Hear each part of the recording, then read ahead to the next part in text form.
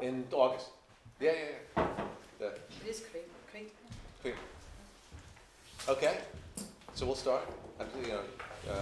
Gilles sometimes late, be a little, maybe she may be in session. We'll close the door.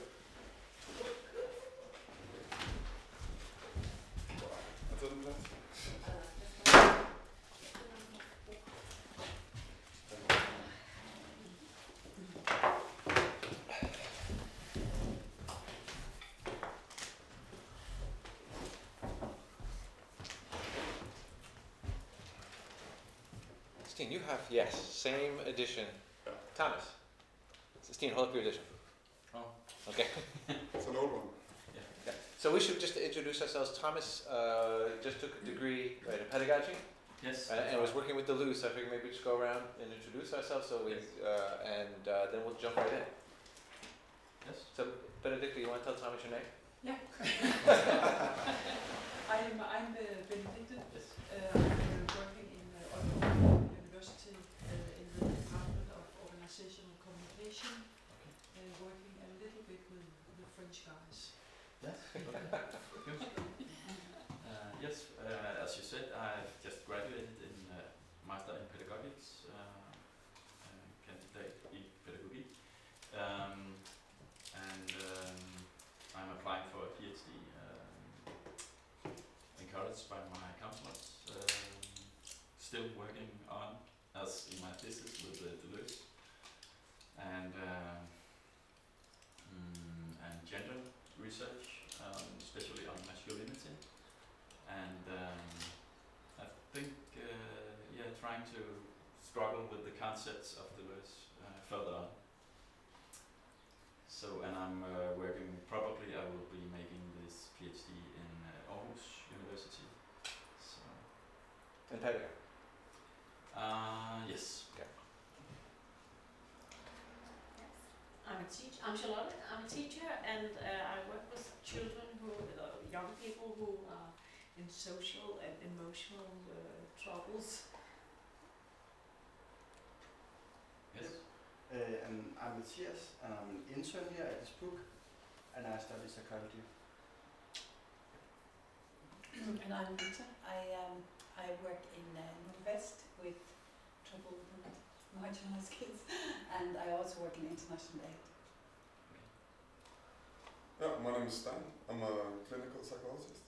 I work in a local municipality in the north, in Foucault. And my name is Mille, and I'm working as a psychologist for Anette Hungry. Okay. I'm an old intern with this book as well. Yes, thank you for the notes. You're welcome. Thank you, Mille. So you guys, yeah, if I said it, she's got it somewhere. Right? And more coherent, by the way. Yeah. Because when it comes out of it doesn't come out that clearly when I do that. It's all yours. It's your respect. Okay, shall we? Yes. Let's review. Make sure we don't have any questions left over from last time. Right, last time we were doing the dogmatic image of thought, the first half. Right, today we do the second half, and then the reading for next time. Remind me at the end, because sometimes I forget. But it's going to be sort of the last 15 pages of one of the chapters. All right, and so we'll sort of count for the I know we have 3 different editions. We'll be able to count backwards from those. Okay, but last time. In talking about the dogmatic image of thought, Deleuze said that it's centered on the idea of what everyone knows. And in being centered on the idea of what everyone knows, what he's looking for, what Deleuze is looking for, is somebody who manages not to know what everyone else knows. But what is it, in what sense is this what everyone knows? We talked about a couple of examples, right? Kantian morality and all the machinery he puts together in order to get a morality, right, that is not very different from your standard bourgeois, right, morality. But it centers, he says, on 3 things. Right? One is goodwill, right? The sincerity to seek to know. Right? The second is what he calls upright thought, right? The idea that what thought seeks is the truth. And the third, the model of recognition, right, or representation. Right? that you find the thing out there that you were looking for, that the world gives you the truth, right, that you seek, right, and therefore the central search in philosophy is for truth, but for a truth that will reveal itself to a thought that is sincere and upright. And he says the problem is this never gets us past what it is that we think we know. Right? We always come back to the same identities. Remember the idea from identities from before. Now, in confronting that, he said, what gives rise to thought is often something that happens, a shock to the system. Right? Things are going along, right? Things are working fine, and then what happens? Right? Something gets thrown off. And he says it can happen in many different ways. It can be a crisis, right? It can be, he said, it can be a love affair, right?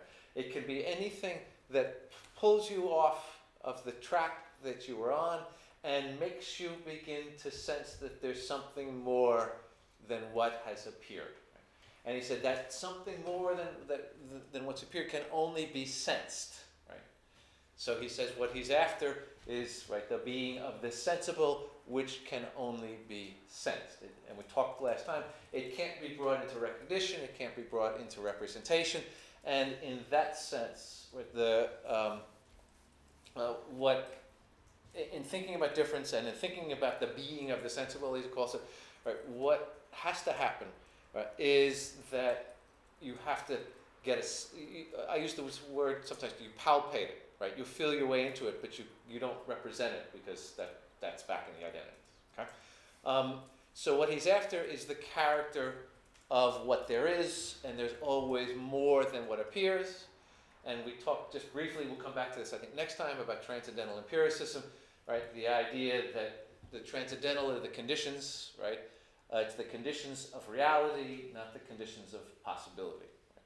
So let me stop before we turn to the stuff for today and ask, right, questions, thoughts, anything left over from last time that we want to touch on before we take the step into the second part. Charlotte, it looks like you're maybe puzzling about something right here. I've been wondering a bit about the Nietzsche. It was not last time, but the time before, and the link between Nietzsche's action and reactive, active and reactive forces. Okay, good. Deleuze. So. Good. Now Charlotte, you said that from the time before, right? Yeah. But you want to put it in the context of stuff that we're talking about now, or just go back to? I'm not sure. Let's let it linger a bit. No, I want to stay with it, but I'm not sure where we want to. You know, I can talk about what we talked about last time in terms of active and reactive. That would be a nice thing to do. Okay, right. Okay, so I'll try that. Okay. What's reactive would be the dogmatic image of thought. But then the question is, why is that? What's reactive about the dogmatic image of thought? Right? And the way Deleuze thinks of it is that you have, right, a pre-given set of identities. And you are simply, and your thought is simply reacting to those. Right? Yeah. It's not creating anything, right? It's reacting to them. Right? But when you have a crisis, when he says what starts real thought, right? Then what happens is you're in a space where you're no longer a familiar space, and you can go back to that familiar space, right? Like let's suppose that the crisis is a crisis of love, right? You can go back to the familiar space. You read about how it is that the relationships go. Right, and you just go along with it, right? Or you maybe follow that line that it's not clear where this is going to lead, right? But you're just following it out. You're seeing where it goes, right? That would be active, right? Because active is not reacting to something, right? It's seeing what can be created in a given situation, right? So the dogmatic image is reactive. Takes what's there, right? Reacts to it, right? The thought that is real thought. But remember, by the term, I mean, love. In this sense, love can be thought, right? Crisis can be thought. Protest can be thought, right? All of those things work by seeing where things can go, seeing what can be created, often without knowing where this thing's going to go, right?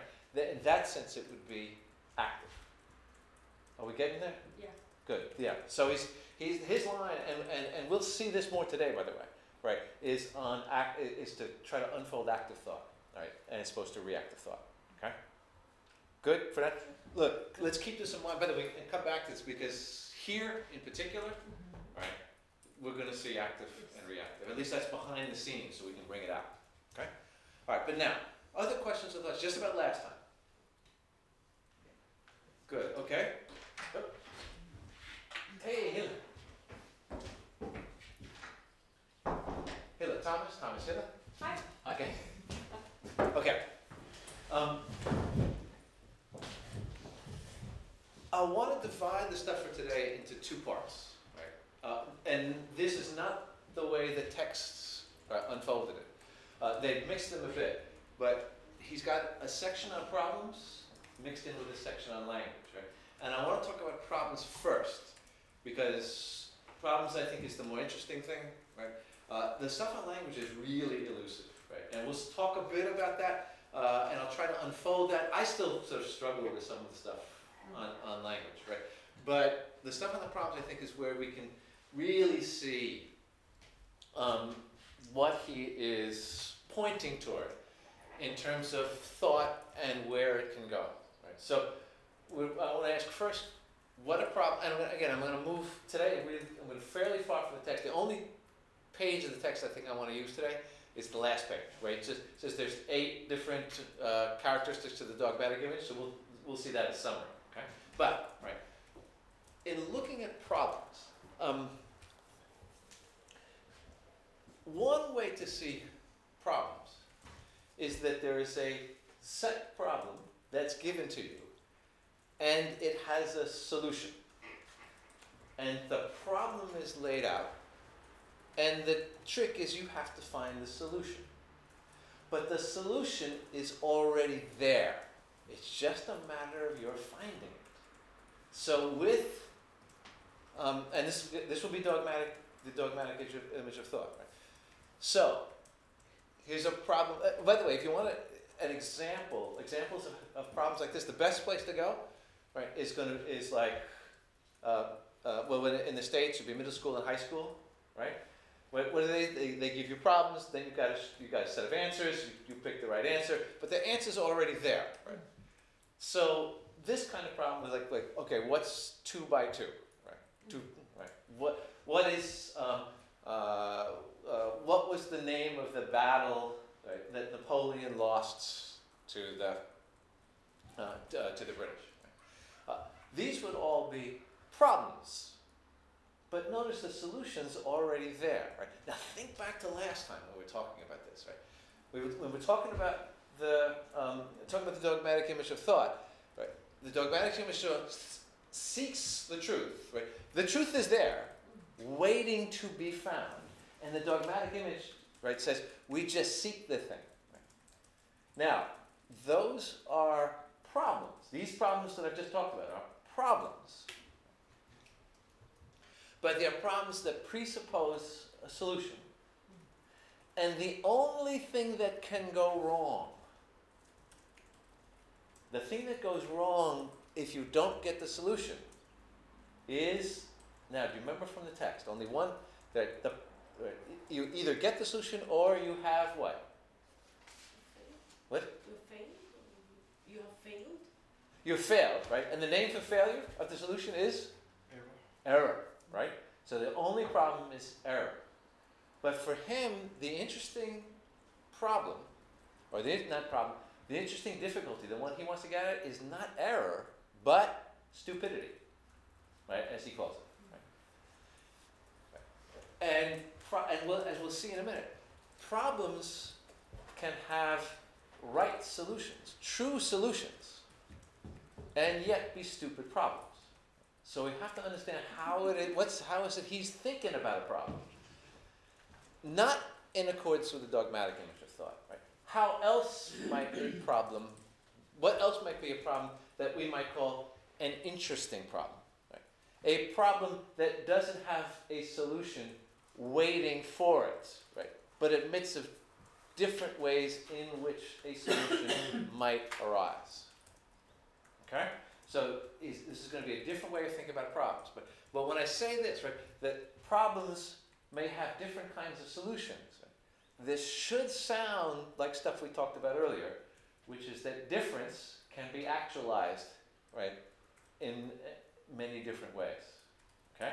Oh, is the resident here? So you see that resonance guess? Good? Okay? Okay. All right. So here might be, all right, a problem. Right? How is it, right, that the zebra, right, came into existence? Okay? Right. Now, thinking of it this way. Right? You have an environment, right? The environment in which the zebra comes into, I mean, the zebra as a species, right? Not a particular zebra, right? Right. The environment is an environment with lots of different tensions, right? And lots of different possibilities for what might happen. Right? There are certain predators, there's certain prey, there's certain vegetation, there's certain environmental conditions, there's certain weather, right? And the zebra becomes a solution to the problematic environment in which it arises. Put it another way, right? There's an environment with all kinds of different tensions and imbalances, right? And those tensions and imbalances can resolve themselves in many different ways. Right? Many different things can be created from these tensions, imbalances, intensities, right, that are characteristic of this environmental field. Right? It didn't have to be a zebra. Right? The zebra is a creation that emerges from this particular environment. Or to put it another way, right, the zebra is a solution to a particular problem. Not a problem as a question, but a problem as a field of tensions, right, and that can move one way or move another way. The zebra didn't have to be created. Right? It wasn't as though, right, the environment was set up in such a way, right, that the only thing that could come of it was a zebra. That would be just too weird in thinking about causality, right? So the zebra has to be, right, one possible solution to, right, the environment, the current environment, and the current environment is the problem. Right? That's the problem, right? The current environment. Okay? I'm gonna do a couple of other examples, right? But we see this. So far, okay? Okay, good. Right? Another one.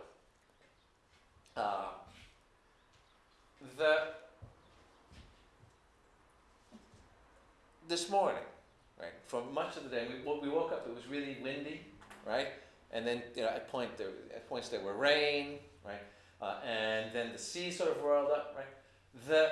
That would be, right, a solution to a problem. What's the problem, right? The various intensities and imbalances and stuff with the meteorological conditions. Okay? So meteorological conditions are a problem. Right? The weather that occurred is a solution. Right? Now, you might think, wait a minute, but given those particular tensions, didn't that particular weather have to come from those tensions? And the answer is no, right? And we know the answer is no, because if a given set of environmental conditions had to lead to a particular kind of weather, then we would know what the weather is the next day or the next hour, and we don't, right? Right? Because the best you can get with this are going to be, and you read the weather sites, it's probabilities. That's what's the best you get. Okay? Or maybe these weather guys are not clever enough. Huh? It could be the other way around. You mean that it's possible that only this weather could result, right? No, it's a great question, right? That only this weather could result, and we just don't know enough yet, right, to know about what weather is going to result from, right? Now, I actually raised this with a friend of mine, right, who does Deleuze. I said, because we were talking about weather, we were arguing about weather. He was using weather as an example, and the back and forth that we had was this: that his claim was that even if we knew everything, right, we would probably at best get probabilities. Right? because the sort of, all right, now we will go to the very limit of my knowledge of science, right? Which is that if you go to the subatomic level, right, you get, all you get is probabilities, right? And the macro level, right, you get more near causality, but it's still at the level of probabilities, right? So, and to say that something is more probable, right, than something else, right, is just to say it's more likely that that actuality will emerge, but it doesn't have to be that actuality that emerges, right? Or to put it another way, right, that's a more likely solution to a problem that has many different solutions, right, or at least more than one, right? Yes. So, Hila, I don't want to leave that thought completely out of bounds, right? No, seriously, because the counter to Deleuze is going to be the person who says, no, we just don't know enough, right? That if we knew enough, we would not think of it as a problematic. Yeah, maybe it's just the example that, I think the first example was, I can follow you 100%, but. Yeah, although one could make an argument that if we knew enough about the specific environmental conditions, we would realize only a zebra, right, could emerge from that. Right? So that, I mean, you can still carry that argument, right? Deleuze thinks that the idea is widespread, that any interesting problem, right, is going to have a multitude of different possible solutions, right? And those solutions aren't pre-given, right? In other words, there isn't like with the zebra case, right? There isn't, we say, zebra-ness in the environment, right? That is one that, like this could be zebra-ish, there could be this-ish, there could be that-ish, each of which is waiting to come out, right? It's not that, right? It's that, right, there's a set of conditions, and this would be the difference, that emerges, right, into a particular thing. Remember we talked about that very first day, the brain, right? That the formation of the brain, there isn't like a number of different me's in there, one of which will get chosen, right? But there's this realm of difference that will yield, right, a me in the way in which it unfolds. Right? See? But so what he's saying is basically that that today's weather or the zebra is contingent. Yes. It could have been different, but now it became that. But it could have been. Yes. There's no necessity involved. Yes. Some possibilities. Yes. That's what he means. Well, no, that's not all he means. Right? That's one. Obviously, that's one thing that follows. Okay. There's more, yeah. right? But yes, it follows that I'll put it this way: any interesting problem has any solution to any interesting problem is contingent. Okay. Okay, and I exactly thought about this before, but maybe it's a little bit premature. But because I've been wondering about this. Good. About the act of creation, Mm-hmm. the act of the new, the Right, yeah. realization of difference. But is there a criteria of relevance for Deleuze in terms of what comes into being as an ethical? I mean, a relevance. Like a relevance, it does. It's a little bit connected to what we talked about before about to become worthy of the event. Yep. Is there a criteria for the relevance? If the phenomena that actualize is contingent, is there a criteria? Like he says that things you can have things that are true, but they're not very interesting. Right. They're boring. So is that the criteria for the actualization to judge it? Good. So what do you mean the criteria you're talking about? Listen, the normative criteria, the better and the worse, right? What makes something worthy? And yeah, or is there a not worthy? criteria like that is Deleuze, or is everything just as long as it's different? Right. If it's just different, it's good. Yeah. Just if it's new, it's good. Yeah. It's not true, but if it's new. Yes. Or does it have another criteria of relevance? Good. To be interesting, remarkable, or important. Yeah. Or like that. Yes. Yeah. This is a great question, right? I want to hold it, right? Yeah. No. But this is I think it's a centrally important question because he very rarely addresses it. I mean, he gestures, right? Interesting, remarkable, important, right? He talks about the new, right? He will say in some of his works, where he seems to posit, where he talks about creation, he'll talk about it, not in this one, right? He'll talk about it as being dangerous. So following these, right, the act of creation, right? Yeah. Right? One could get swallowed up, it could get nowhere, right? But that, in that sense, it seems as though, right, what makes something worthwhile is that it generates, right, different perspectives, more to do, more to be created, right? So, for instance, right,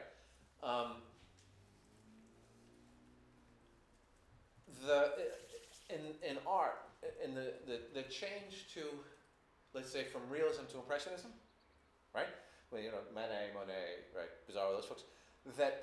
What that change does is it offers new ways of seeing the world, right? New ways of taking up the world, things like that. Right? That seems to point at what it is that he's interested in. Right? Now, he doesn't give a list. Nowhere gives a list, right? About here's the criteria, right? But he points at things, and like Nietzsche, you're supposed to get a sense that here's where things are new. This creation is fruitful because it leads to other stuff, new ways of seeing things like that. Right? So I think you get a feel for it, right? But there is something, and this is one of the things that I think is significant in the question. There's something about newness, novelty, right, that he likes, right? Yeah, that's clear. Yeah. He really likes that. He really does, right? Right, and I'm just thinking because with a zebra, it's not so difficult because, of course, a zebra is great. Right. I mean, of course, it's not, a zebra. It's nice. Like, wow, look at a zebra come into being. We never thought this was possible, but it's nice. Huh? Looks nice and it's great.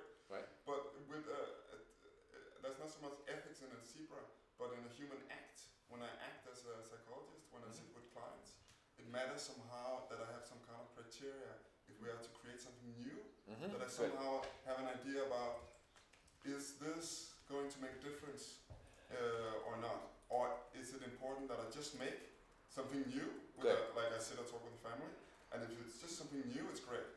Or does it require something more? Good. Let me say this specifically about the psychology example, right? In some sense, one way, and this would be sort of a Deleuzian take, I guess, but one way to see people who come into office is that they're stuck, right? I mean, if they weren't stuck, why would they bother coming in? Right? So they're stuck. They're somehow in something they can't get out of. Right? Now, right, if they could get out of it, it's because they see, right, they see some alternatives. But now I'm going to do a little Deleuze speak, right? Their world, in their world, right, all there is all that they see, right? The identities that they see, that's what there is. There isn't anything else, right? Because if there was something else, they might follow. Right?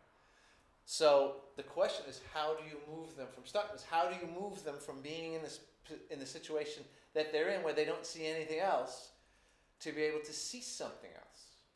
Now, Deleuze would say there's no guarantees that the new thing they see is going to be something they'll be happy with, right? Because when you engage in creation, you're always experimenting. Right? If you knew what was going to happen, you'd still be in identities. Right? So what you engage in therapy, right, are experiments that may or may not get them somewhere that they want to go. But presumably, if that experiment, if they come unstuck, right, but there's somewhere they don't want to be, right, well, the virtuous follow them, right, so that they can still try another creation, and that your office becomes a safe space for all of this to happen, right? But of course, like this, we can create movement. Yeah. In therapy. But still, I was still just interesting, and I wondered for a long time about exactly this point about. So in a sense, you could also say that therapy is about becoming worthy of the event, because there's the stuckness. and you need to somehow move on from that. Yeah. But and I was thinking about it in relevance to Spinoza, Mm-hmm. and from the Deleuze's reading of Spinoza, because you know Spinoza, he has this criteria that for an act to be good, the joyful act, Right. that it has to increase your power of acting. Right.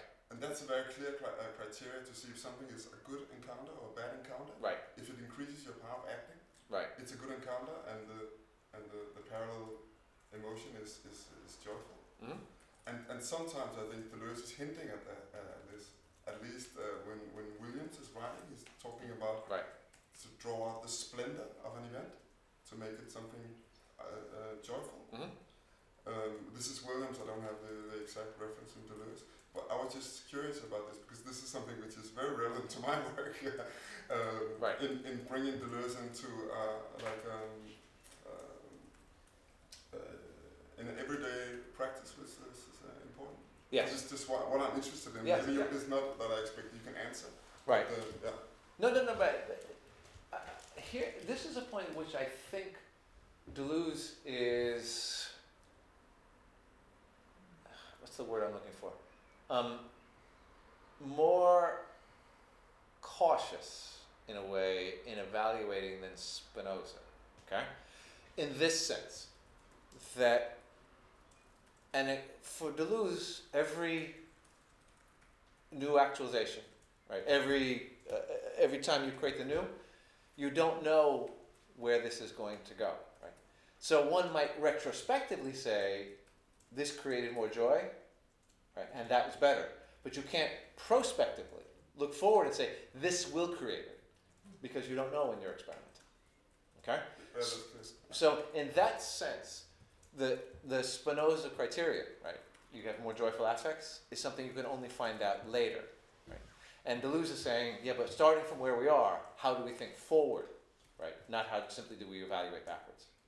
You see what I mean? Yeah. Yeah. And that's going to involve experiments that may fail, right? So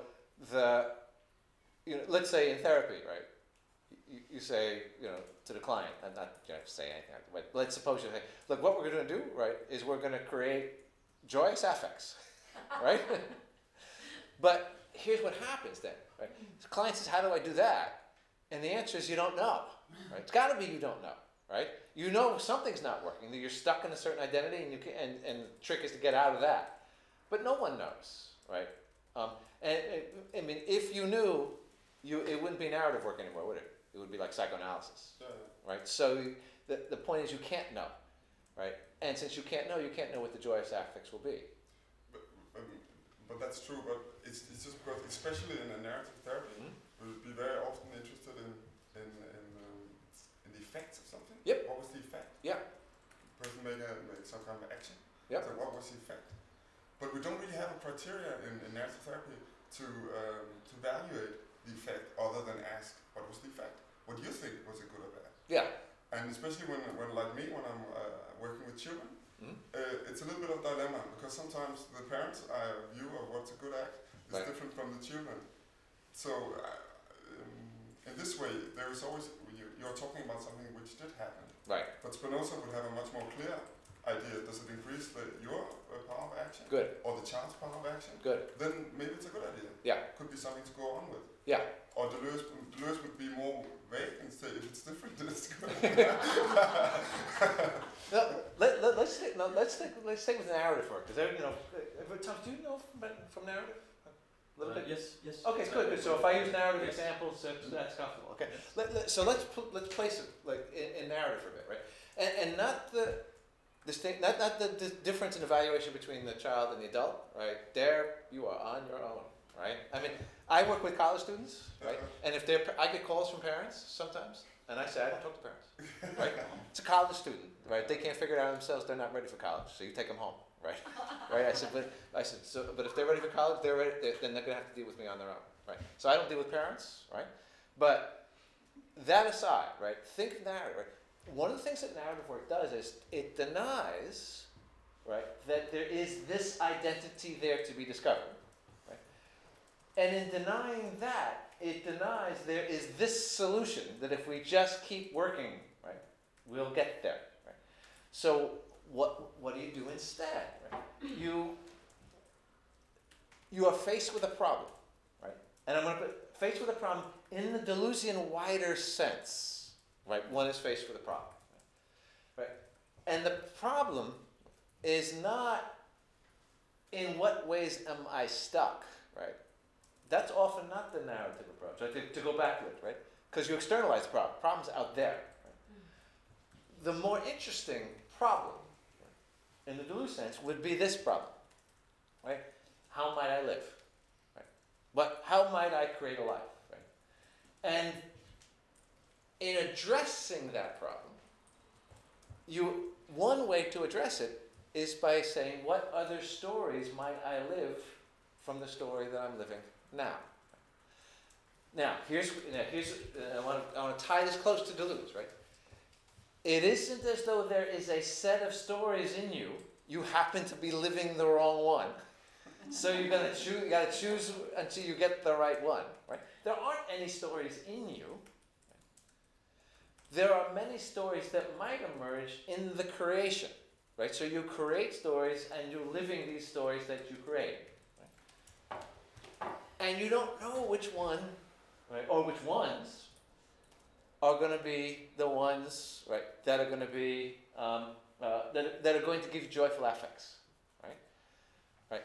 If you knew, you wouldn't be the narrative therapist anymore, right? Right?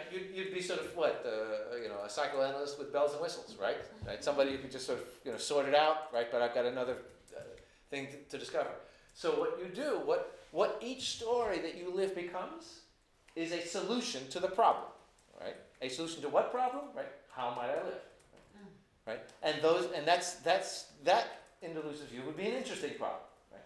Right? It's an interesting problem because, right, it can unfold in new and interesting and different ways. And you might find out later that one of those ways that you chose was either less interesting than you thought, right, or led you to someplace you didn't want to be. But you can only find that out by living, right? So I think that the narrative work here is really close to a Deleuzian frame, right, and it will involve something new, and for the person who's living it, their story. It's going to be, right, if it works, interesting, remarkable, important. Something's going to happen, right, that they're going to be able to ratify it and keep going on. Good? Are we okay? Yeah. Okay. So you could say this one, the Deleuzian point is for the creation of the new, yeah. It has to be interesting, remarkable, and important. Yeah, or something. That's a good direction to go in. Yeah, something like that. Yeah. Something like that. Yeah, Mil, jump in with that. This morning I was reading a text by Michael White, and he's quoting Foucault, a citation where he talks about if we knew what we were doing, we wouldn't be doing it. It wouldn't be interesting. Would you read a book if you knew the whole book in advance? Would you? So it's exactly the same theme, and he's talking about. There was a story about a boy he had in therapy, and in order to evaluate effects, he needed to develop the boy's concepts. So he started creating concepts in order to evaluate the effects of the boy's actions. It was about taking up responsibilities. Good. So the boy didn't have any concepts or any way of speaking about the effects of his actions on his life. So they had to create develop the concept of belonging in order for the boy to start creating or start talking about the effects of his actions on his life. So there was just something close to Deleuze in the importance of creating new concepts, of developing concepts that opens up new possibilities or new possible ways of talking about how one might live. Yes, and we could now let me say this and see if this fits, right? That the conceptual structure that this kid had in his head, right, which was the one he walks in with, right? That it's a kid, so it's not that articulated, right? But the conceptual structure he has is one that has him stuck, right? He can't see his way out of anything, right? But this is what there is for him. So what do we do, right? Right. Well, conceptual structures are problematic fields, right? There are all kinds of different solutions. So we experiment with other ways of thinking, right? And those other ways of thinking, right, offer ways of self-understanding and self-development that are that are now for the kid, right? Interesting, remarkable, important, liberating, whatever they are. Am I re-describing okay? Yeah. Okay. Yeah. Yeah, that would be right. Right. That would be close to it. But that also changes the ways we can start evaluating effects, because we're not just saying what is the effect. We're saying what is the effect of your actions in relation to belonging. So we're, I see. Oh, good. We're building a frame within which we can start looking at effects, but in relation to something. It's not just what was the effect. It's coming back to Steen's original questions. Okay. So belonging becomes a criterion for evaluating the effect of his actions on his life. Yeah. Yes. Good. Does it make sense? It does make sense. What I'm trying to do is sort of find the place for the belongingness, right? Because it seems to me that there's even a further creation going on here, right? Which is this, right? Or a further experiment. That's better, right? Because one can imagine that he develops this concept of belongingness, which he didn't have in his conceptual, right? What was it? In his bag of concepts, right? He didn't have that, right? And then he acts, right? And then in acting, he thinks, this is belonging, right? But one can imagine another outcome here, right? This is belonging.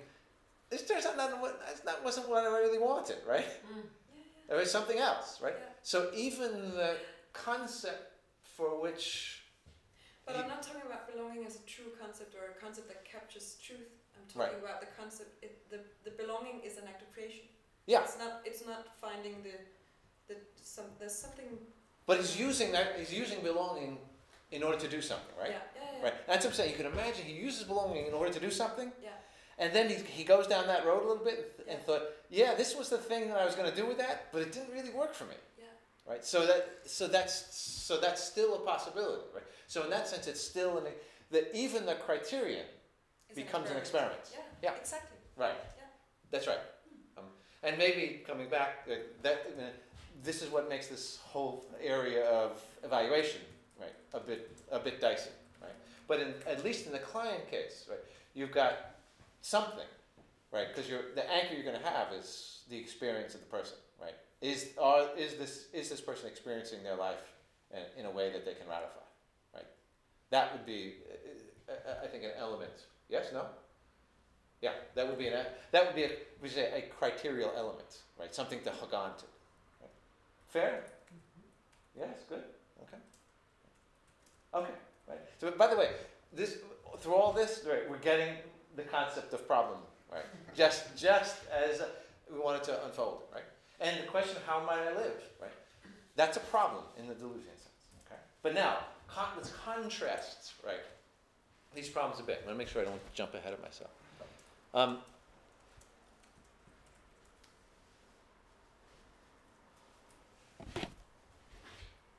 there's one more thing I want to do. The question is, let's contrast, then I want to do one more thing with his idea of problems.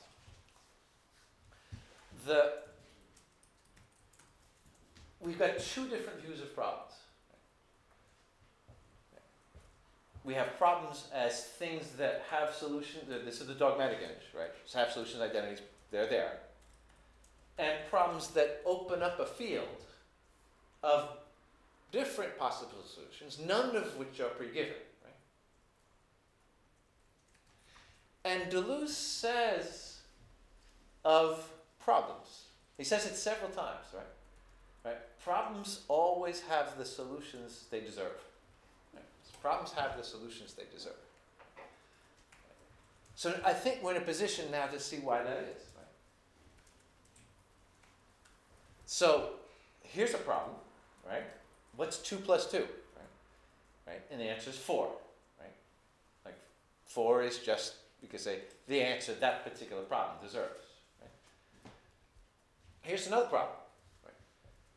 You have an environment, right, with all its tensions and stuff, right, and something new and different, a zebra, emerges. Right? Well, if we say that was a problem, right, that had a solution it deserved. That was an interesting and worthwhile problem. Right? So, in the first case, you have a solution, 4. Right? There is, if you said 5, you would be in error. Right? 2 plus 2 is not 5. Right? It's 4. Right? The problem is error. Right? The solution is 4. Now, you have a true solution. But right, that true solution is to a problem that is not worthy of anything really interesting coming out. Therefore, right, the answer, right, 4, is both true, right, and we might say stupid, right? There's no point to it. Right? And he sometimes uses the word stupidity for problems and sometimes for solutions. Right? So he might say, another way to approach this is, what is 2 plus 2 is a stupid problem. Right? It's got an answer. It's a stupid problem. Right? Right? And here's where he says, right, that stupidity is he says it's a transcendental matter. Stupidity. Right? Right? Why is it a transcendental matter? Because it concerns the nature of how we approach our reality and our life. What we are after, what we need, are interesting problems, right? That may yield interesting solutions. So, it is better, in his view, certainly opens to more creativity, to have problems that we could say, problems that set tasks of which there may be many different solutions, rather than problems for whom there is a pre-given solution, and our job is simply to find it out. And in that sense, then, right, what goes wrong with a problem in the dogmatic image of thought is error. Right? What goes wrong with a problem in the other, we said Deleuze's approach, is stupidity. Now, Thomas, looks like you're puzzling about something right here. No? So stay with me? I'm just hanging on, yeah. Okay, here. Can I ask, so Steen, he's working with children and their parents, so can you say that you have the children you deserve? Like the problem gets... Good question. This could get ugly. I don't have any children. No, but I mean, you're speaking with both the parents and the children, I guess. Yeah, that was what you said. No? Yeah. So, in a way, it's... Maybe it's say a little bit more. complicating, but no, I mean, the parents must be the persons for a child that's most important. So, if you can handle your children in many ways, right, and you will have a solution in a way, or you can have many solutions in the way you handle your children and what gets out of it. So in a way, how you act with them will give you the solution the problem deserves. Or no, it's too much. No, I don't think it's too much. No, I think this. But the difference is that the influence on the children are not only isolated to the parents. Yeah, they're subject to many kind of influences. Of course. So I think it's a little bit more complicated, but in a way maybe. Of course it is, yeah. It's not something we want to say to parents because it's not what we want. We want to build them up to become worthy of the event, not to bring them down.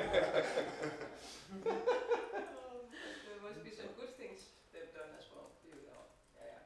But think of this way in therapy, right? Yeah. That here might be a solution, right, to a problem posed stupidly in therapy, right? So here's the problem. The problem is, right, somebody comes to you, they're depressed. The problem is, right, what is the chemical imbalance here that needs to be treated, right? And the solution is whatever it is, right? Lexapro, right? Elavil. I know all the old ones because that's when I was in psychology, right?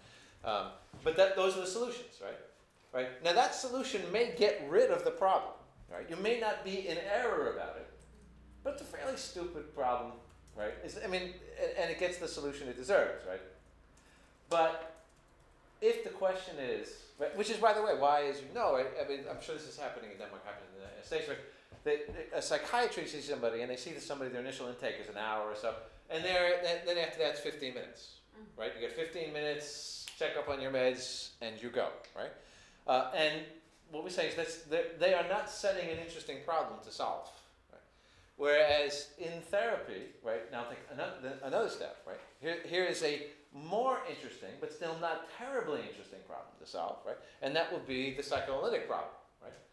Okay, now we're going to have to talk a while, and the reason we're going to have to talk a while is we're going to have to find exactly what went wrong with your sexual fantasies with your parents, right? That you didn't solve it right, in order that we can discover, right, why it is, right, that in your attempt, if you're the boy, because the boy's the only ones that matter in psychoanalysis, right, that if you're a boy, your desire to have sex with your mother was stymied in such a way that you just couldn't really get the things sorted out, right? And so you wound up doing things that were destructive, right? Now, that's a more interesting problem, right? Helen, I'm not misdescribing, right, man? Come on. Okay. I spent years studying that shit. But okay. But now that's more interesting. But notice it still has this pre-given solution, right? Or at least a small range of them, right? And they're all centered around, right, a discovery of something that happened. Right? Okay, maybe more interesting problem than what's your chemical imbalance, right? But not as interesting as the problem, how might I live? In which you create various solutions, right? And none of which are pre-given, and many of which are wide open. Right? And in that sense, now I'm picking up on your thought, right? So to say, right, to say the therapist gets the problem they deserve, right, or the solutions they deserve, right, is going to have a lot to do with how they pose the problem, right? Right. So you pose the problem of chemical imbalance, you get the solution you deserve, right? I'm blanking on whatever the medication of the week is, right? Psychoanalysis, you get it, right? You pose a problem, right? You get the solution you deserve, right? So I think that seems to be a right thought, right? Or at least, if we're looking through the Deleuzian lens on this thing, right? Sten, does that make sense? What she's, yeah? She said, does the parents get the children that they deserve? Not the... Yeah, but we've already established I don't deal with parents. Right? No, I don't. I mean, dealing with my own parents, right, is mostly more than I can handle. No, but I think this is very relevant, and it's really bringing Deleuze down to earth, to very practical. Yeah. Talking about these kind of subjects, how to translate it into everyday life, like this kind of things. Yeah. So I think it's nice. I think it is nice. And what I'm hoping here, though, is that as we do this, right, all the concepts, difference, and we'll see next time we'll see actualization, right, difference, different identities, the lack of a particular identity, that all of this stuff is still there, right? Right. And maybe now that this is our fourth session or something like that, right? Maybe we now, we've got enough of the conceptual architecture in place, right, to be able to start seeing how this is going to fit, right? So I think it's right. I think it's great that we get to do that. And the hope always is that you do it with retaining, right, the integrity of the thought, if I can put it that way, right, without just pulling out a concept, right. I was mentioning, I was talking with Mila about this a little bit earlier. Last weekend I was in Athens at a Deleuze conference, right, and it had bunches of people in it, right, and what was remarkable, well, there's a couple of things about it. One is, you think with Deleuze, of all people, right? With Deleuze, it's going to be energetic, there's going to be excitement going on. these people droned on. They droned on for hours, right? I mean, there'd be a 2-hour session, and with no time for question and answer, right? Because people were droned on, and what were they saying, right? It wasn't like, I mean, there were, by the way, there were a couple of great folks, right? This guy, Dan Smith, great paper, but they left him 15 minutes to give it, right? Really interesting paper. He and I talked about it afterwards. But to get to that, you sit through people, saying, well, right, the dynamic genesis of the unfolding of difference in its virtuality and the way it appears in multiplicity, right, yields a revolutionary becoming, right? And I'm thinking, seriously, right? The guy wrote this 40 years after the guy wrote this stuff. We can't do better than this, right? But it was bizarre, right? And I said, you go to Foucault conference. Now Foucault was like a pessimist, right? He was always pessimist. People are yucking it up and they're laughing and they're having great conversations, right?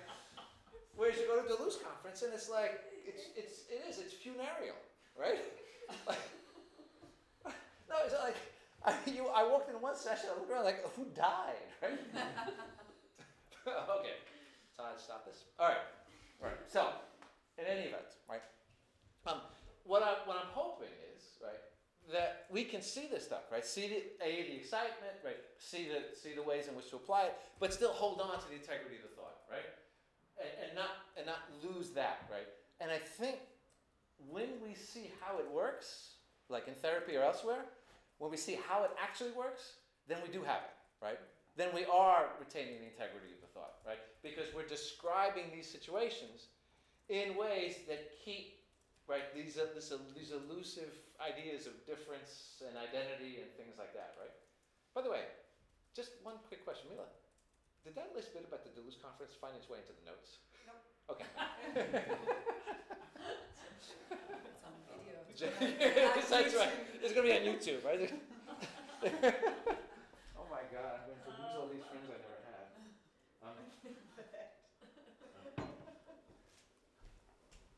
Okay, now, one more thing about problems that I want to hang on to, and this is going to bring us back conceptually to stuff that we talked about before, right? Which is this, right?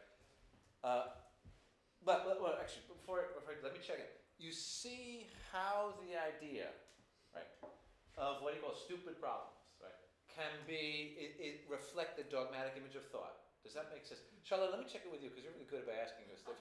No, but you're like if you're not comfortable with something, you're really good about asking it. So I want to check in with you. Should I say more about that, or does it feel immediately obvious why a stupid problem would be something generated by the dogmatic image of thought? Well, I'm not sure that I can explain it to my husband, but I think I have a sense of it. If that's Okay, that's fine. That's as good as it gets. Okay, that's fine, right? Right, and if you want to give your husband my email, that would be great. Okay. Okay. So are we all okay on that, right? Right. And how this notion of problems that Deleuze wants to place, right, is one where you can see the notion of difference, right, that can actualize itself, right, in a variety of ways, right? But he says, and this is also going to be in keeping with his thought, right, that the problem doesn't go away in the interesting, doesn't go away with its solution, right? It subsists, he says, within its solution. This notion of subsistence we're going to see next time, right? Because next time we're going to unfold the virtual actual, and it's really, that we'll see that angle. But I want to hold on to this idea, all right? That the problem subsists within its solution. Okay. Right. So let's think again. I got a couple problems. One is easy to see, right? This would be the how might I live one, right? So you choose a way to live. Let's suppose you choose and it's working, right? Right. That doesn't mean that the problem of how one might live is just gone, right? The problem of how one might live, even if one is experiencing joyful affects, right? That problem can still be there. Remember, problem doesn't mean bad thing, right? That problem can still be there, right? Whereas in a stupid stupid problem, right? What's 2 plus 2, right? 4, exhausted, right? There's nothing else there, right? You get 4, you're done, right? So with a worthy problem, the problem's still, right, it's still there, right? Now think of it this way, right? Now let's go back to the zebra, right? You have a problematic environmental field, right? And one of its solutions is the zebra, right? Right, but the zebra still exists now within a problematic, right, environmental field, right? So the problematic environmental field doesn't go away, but now we got to be really careful, right? On the one hand, it doesn't go away, but on the other hand, it no longer has the same structure, okay? Because when you solve something, right, when you have a solution, right, the structure, you still have a problem, but the structure of the problem changes, right? It's not exactly the same problem. Right? Just as if you're doing therapy, somebody asked the question, how might I live? They answered a certain way, right? Their life is still a problematic field on the one hand, but it's a different problematic field from what it was before, right? They solved that problem in that particular way, right? So, in worthy problems, right, the problem, he uses the word subsists. Don't worry about that. There's a difference between exists and subsists. We'll see that next time, right? But the problem remains there within the solution. Right? And since the problem remains there within the solution, that means, right, that there is always more. With a worthy problem, right, there is always more ways to address it. Right? So the problem stays there, or the problem subsists, it changes its structure, but you still have a problematic field. Right? A field of problems that can still be solved in different ways, but the solutions to the new problematic field that's subsisting in the solution gave to the old problematic field, right? The solutions there are still not pre-given, right? It's still an open field with many different, right? I'll use the word possible solutions, but next time the word possible he uses it in a particular way, I'm going to have to get rid of it. But right, there are different possible solutions to that problem. Right? Now, are we okay so far? Okay, we see the two differences between the problems, and we see, right, how it is that he's building still this dogmatic image of thought, and how it works, right, and contrasting it with another image, right? That's the image of the person who is forced to create, right? So I think the last move I want to make before we switch to language, right, is to swing back to stuff we said last time. Remember we said last time what forces thought is some shock, right? A crisis, right? A love relationship, something like that, right? And it's something new. Now, when you are faced with the new, with the crisis, and again, crisis not necessarily being a bad thing, but could be. When you're faced with a crisis, you have the opportunity to follow it and to see where it leads. That's what he says. You open up to the being of the sensible. Right? You have the possibility of following it to see where it goes. You could turn away, right? You could shut it down. Essentially, what you could say is, "That's a shock, but I'm not dealing with that." Right? Or it wasn't really a shock. It seemed like a shock, but really it's, everything is okay. Nothing has changed, right? But if you follow it, what are you doing, right?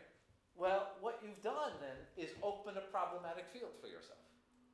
You no longer know how it all goes, right? So following the shock opens up a problematic field where the answers are not pre-given.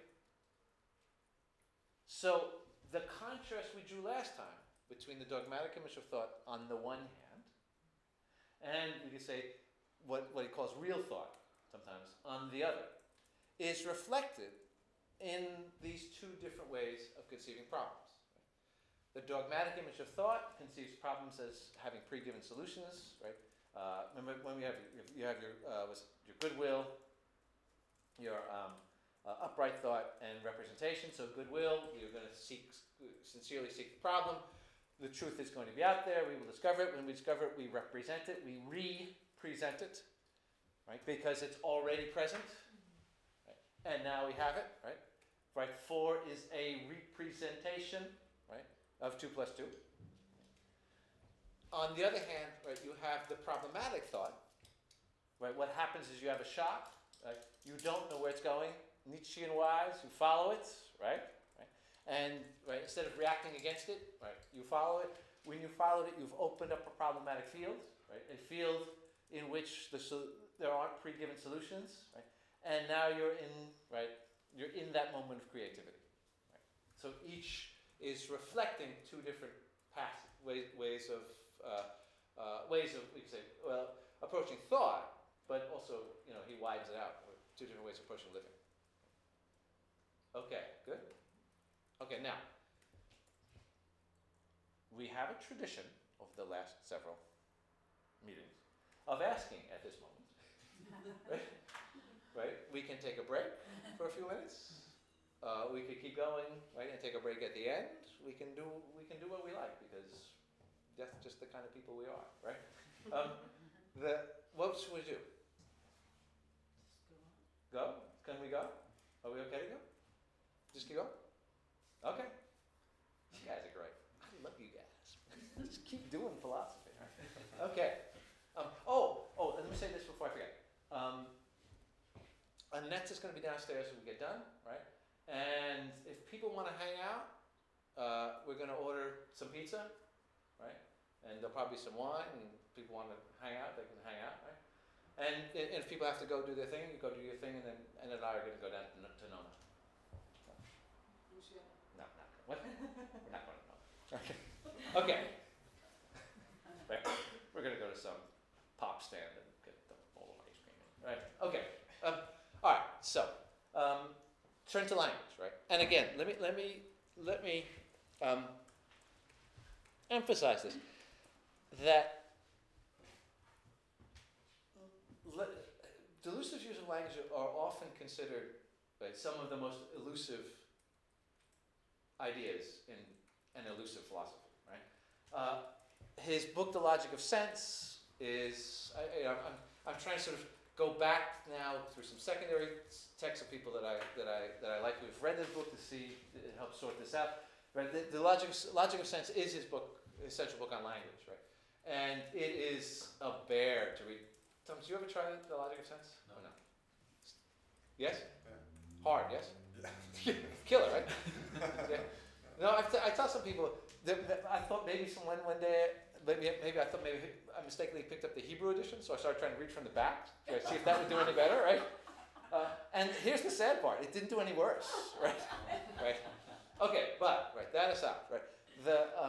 So I want to just give you try to at least give a sense of it, but the word sense is the central concept, right? Give a feel for it a little bit, right, as it appears, right, in here, and then we'll turn to those last 8 elements on the last page, right? And before I forget, we should do this now for next time. Okay, so if you look at chapter 4, right? Now, in the edition, Mila, you the only one? This one? No. Okay, good. At least, right. There's at least one more, right? I was going to say, you rebels, you Barbara. Okay, we're going to start, and here's the hard part. We're actually starting in the middle of a section. Okay, we're going to start on the last paragraph of 206. You guys don't. Rest of you guys don't worry about it. And run to 221, the end of the chapter. And the last paragraph on 206 starts with the word ideas. Ideas contain, right? And when you see that word ideas, just think problems. Just as we talked about. Forget the term ideas. Just think problems. Okay? Okay. So now for everyone else, we got 2 other editions going, right? So we got about 15 pages, right, from the end of chapter 4. There is a paragraph beginning, ideas contain all the varieties. So whoever gets it, just shout it out. Benedicta, you're working with the green one, right? The green book? Yeah. Okay, yeah. 15 pages from the end. From the end of chapter 4. We're from the last 15 pages. 257. 257. And then Ned at starten. the phrase was Ideas contain all the varieties. Good? So we're good on, Thomas and Steen are good. Okay?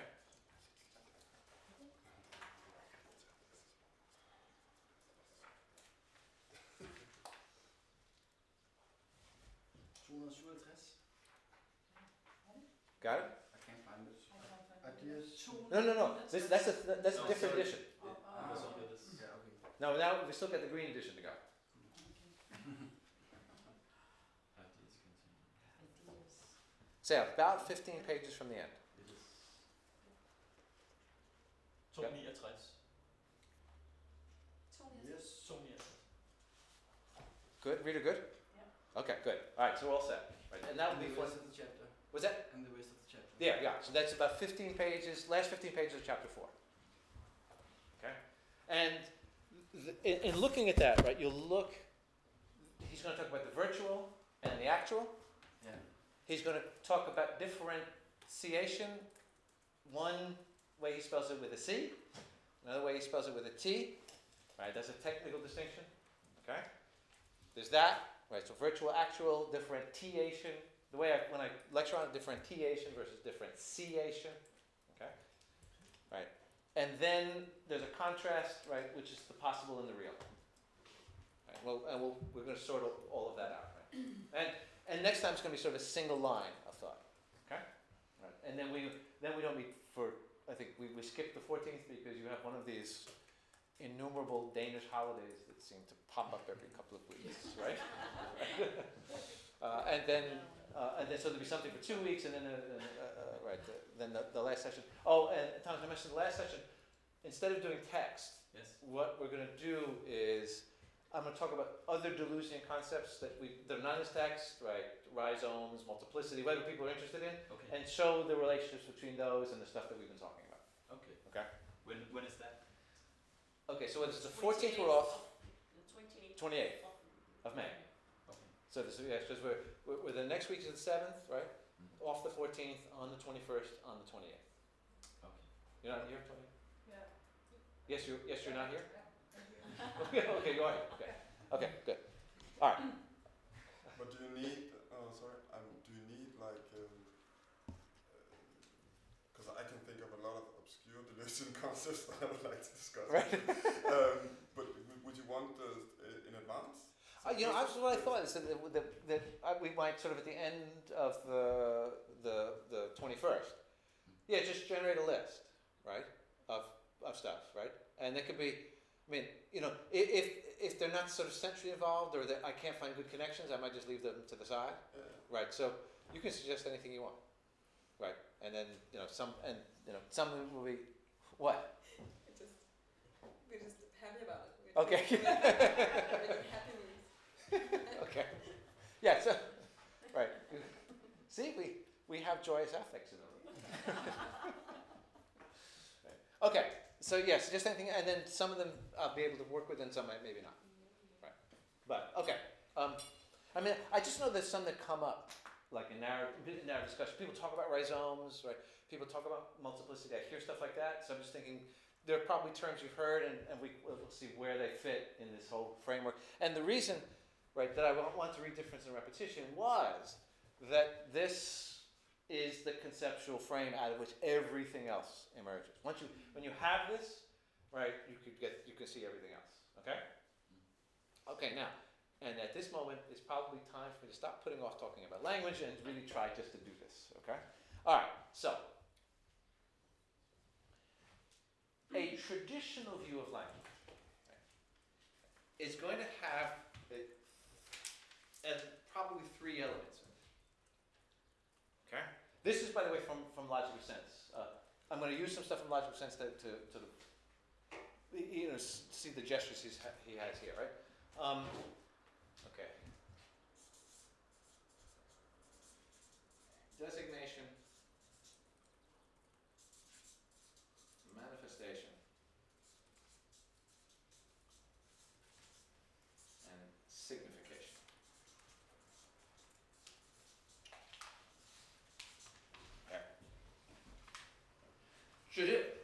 of somebody making a traditional claim. The sky is blue today. Okay? Designation. It designates a state of affairs. There's a state of affairs. The sky is being blue today. You use language, say the sky is blue today, designates that state of affairs. Okay? Can you, because I'm not exactly sure, does anybody know exactly what's the Danish word for designation? Sige beskrivelse, ikke? Det beskriver. Bestemmer. Comes from design or this Well, how about designate? Do you use designate at all? Det er fastslået. yeah. Sæt navn på. Ja. Ja, sæt navn på noget. Yeah. Yeah. I have a feeling what it means, but I was just interested in because it's. Yeah. No, this is worth asking. Yeah. Udpege, kan man også. Udpege. Ja. Betegne, angive, erklære. Ja, fastslået et eller andet. Fast. That's words.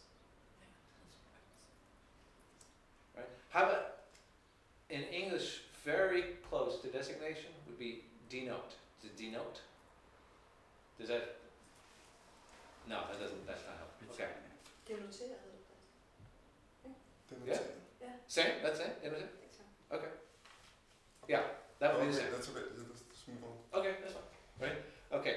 Manifestation is I manifest. I bring forward a thought. Right? I am manifesting my thought that the sky is blue. Okay? Right, to manifest. To manifest is to show. Right? So I'm showing. I'm manifesting. Right? My thought. In French, the French term when there's a demonstration, like a political demonstration. Right, manifestation, right? They manifest, they show themselves. Okay, so I say the sky is blue. I am manifesting my thought process. Okay, that's second. This is all traditional view. Okay. Right. Third, signification. Oh, by the way, are we okay with manifestation? Do we want to work with the Danish on that a minute, or is that okay? Same. Same? Yeah. Really? Oh, it is manifestation. Okay. Signification, right? To signify. That one I would think would be more straightforward, right? So, designation refers to a state of affairs. Manifestation refers to what, my expression of my thought, right? Signification, right, is that this sentence has a meaning.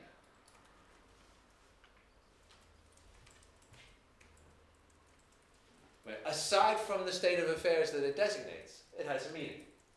And we could talk about the meaning that it has. Would that example be, we would talk about the skies, what the meaning is, like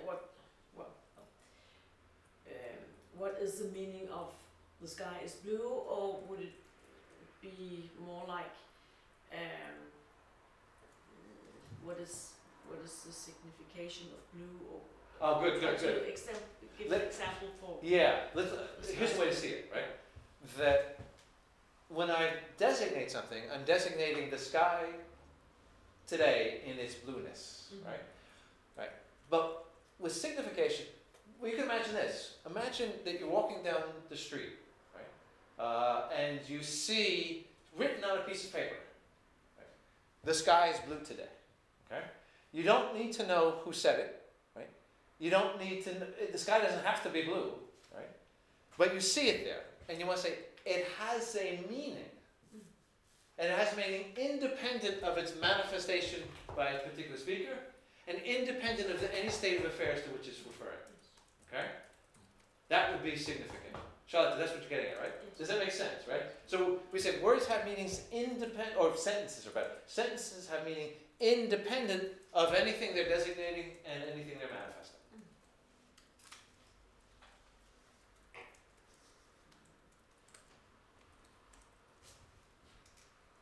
Good? So far so good, right? Okay. But now, right? Let's look at signification a minute. If words have, or sentences have meanings, independent of anybody, what anybody says about it, one might ask of that sentence, what is its meaning? Right? And when you answer the question of what the meaning is of the sentence, you're going to use another sentence. Right? And you might ask, yes, but what is the meaning of that sentence? And he talks in the indifference to repetition of the infinite regress, right? Right? It seems as though, right, signification in particular, right, leads to what we traditionally call an infinite regress, right? Right? That all you're doing when you talk about the meaning, the signification, right, is just using other words. So it seems as though, right, what you've got is simply restatements, but you're never getting at the signification itself. You're just you sort of keep moving around in that circle. Okay? Or it wouldn't be a circle, but you keep moving down language and you just keep going. Okay? So it would seem as though, right, in addition to designation, manifestation, and signification, right, that something else is going on in language. And that something else that's going on in language, right, he calls sense.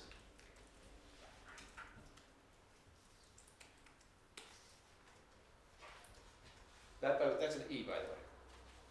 Yeah. Wow, that's bad even for me. All right. So now we want to ask what sense is, but we got to be really careful, right? Because if we ask what sense is, we're going to threaten to go right back into the circle. Okay? So he doesn't ask what sense is. Deleuze doesn't. He asks what sense does. Okay? Sense is a way of that, we can say, the happening of language.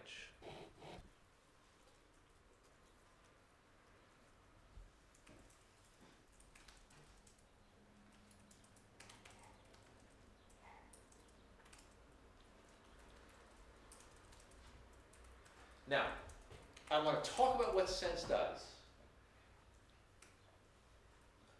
Yeah. But I want to contrast this with this. This is the dogmatic image of thought at work, right? And this is going to be the new image, right? But now I want to see how this is the dogmatic image of thought, then we'll go further here. Right? On traditional views of language, a sentence, right, if it is a proper sentence, will speak truly. Right? We're back in truth.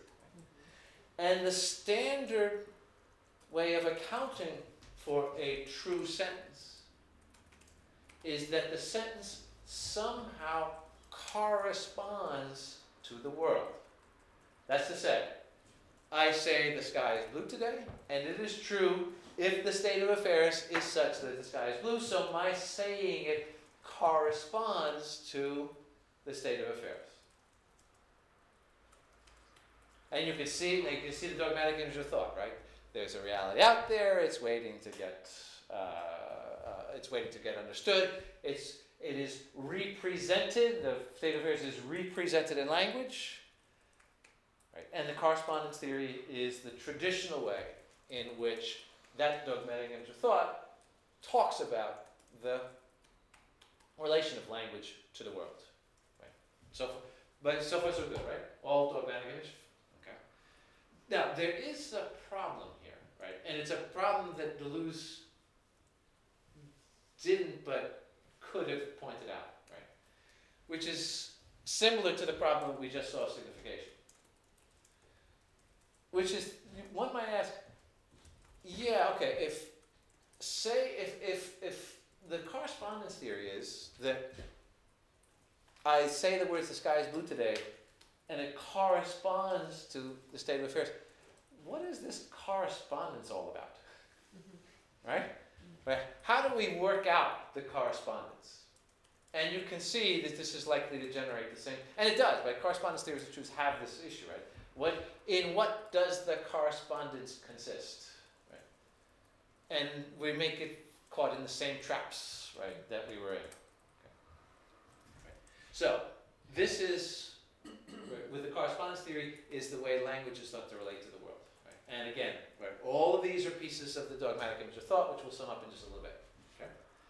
Sense is not about what corresponds to what. It's about how language makes things happen. How it engages with and can transform a state of affairs.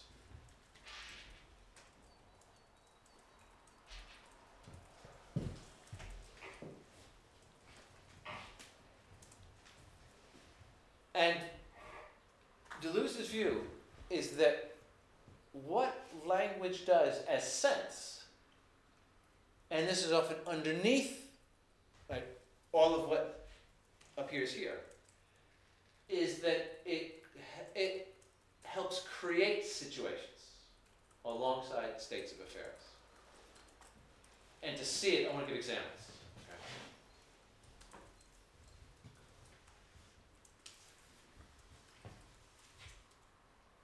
Let's say, right, that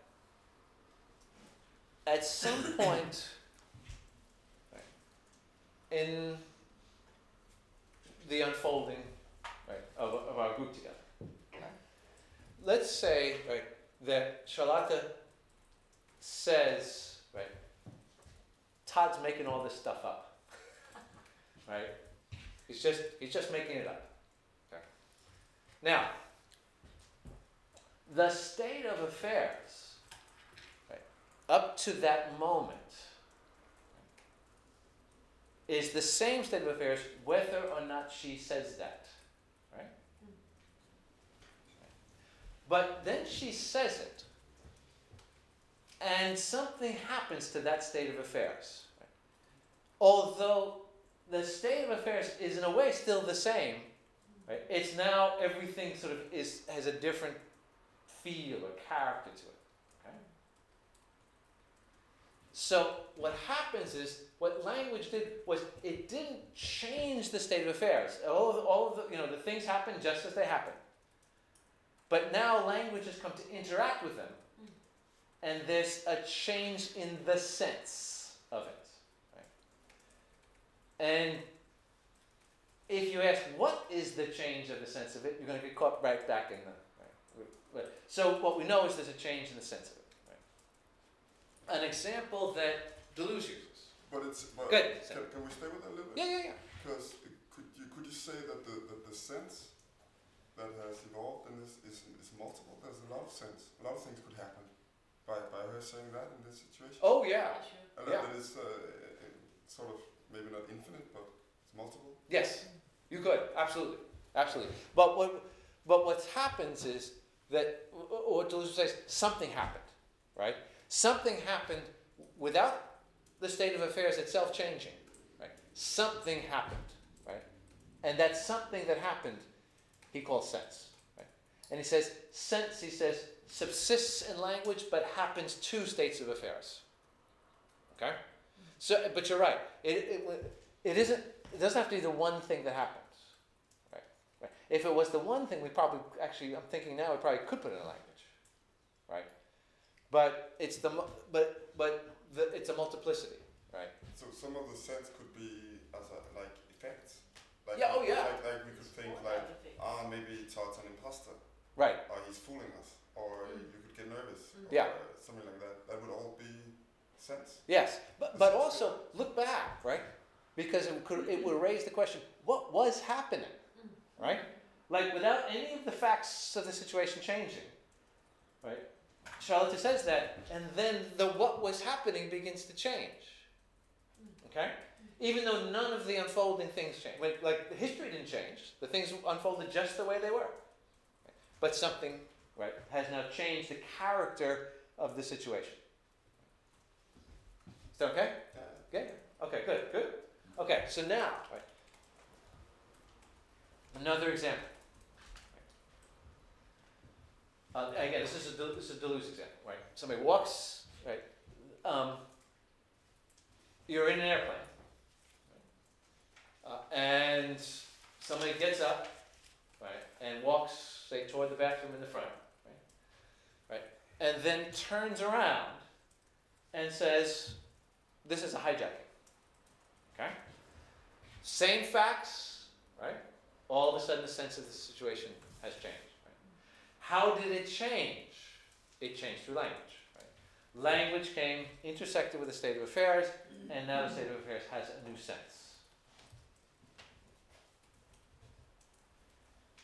Right? Now, having that new sense means that language doesn't just do this. Right? It isn't just, you can say, a set of sentences that somehow hook up onto the world. But language works by sense, by intersecting or interacting with states of affairs in ways to create something new. He calls, in logical sense, he calls that something new incorporeal. That goes back to Stoics, we don't have to worry about that. But something new is created. Which means that language is not simply a set of actual words that combined in certain ways can correspond to identities that are already out there. Language is also something else. Right? Language is, right, we can say, a field that can be brought to bear on states of affairs in order to change their character. So, sense then opens up, right, a problematic field in the second sense we're talking about, right? A field in which things can happen, but we don't always know what they can happen, and they can be multiple and complicated. Traditional views of language are all here. And it's interesting because traditional views of language tend to work by privileging a particular form of speech, which is the declarative sentence. Right? This is all about the declarative sentence. Remember at one point he says in the text, maybe we can switch things around by making it interrogative instead of declarative. It's a way to try to get out of this problem. Right? But it works by making, but traditional views of language work by making language declarative, and he says, even when you declare something, something else happens. Charlotte, you have a thought? Yes, I thought, in how does this respond with the CMM theory and Barnett Peirce? Is it inspired from Deleuze's thinking, or? I don't know, because I don't know that stuff very well. You tell me some of the stuff, and I'll tell you what I'll react to. By that one sentence can change the whole way that we are thinking about what has happened. It doesn't take what happened, but it takes our thinking upon what did happen. I think it's so a bit far, the yeah. same. He says that it's first when you get your answer, you say a sentence and someone's responding. Good. It's first in your own response to the response that you understood what the effect of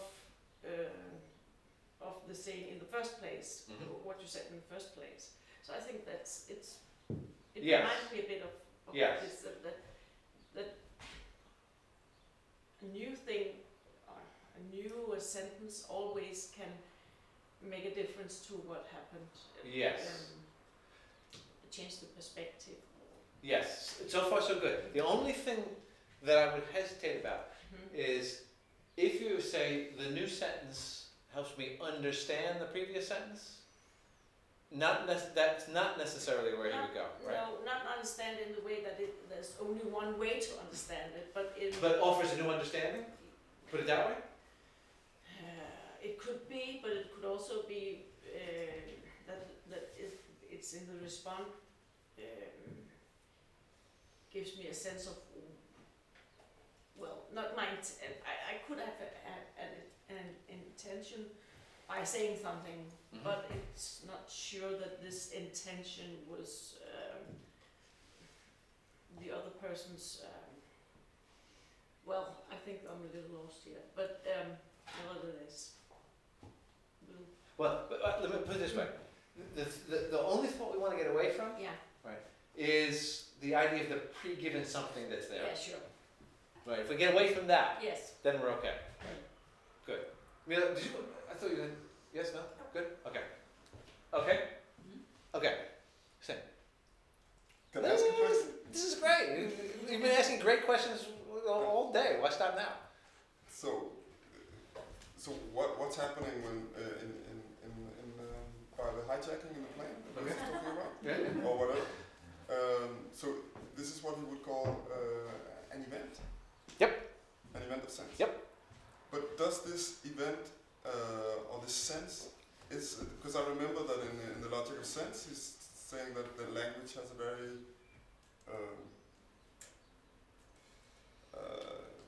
has a very special connection to sense, but it is not sense.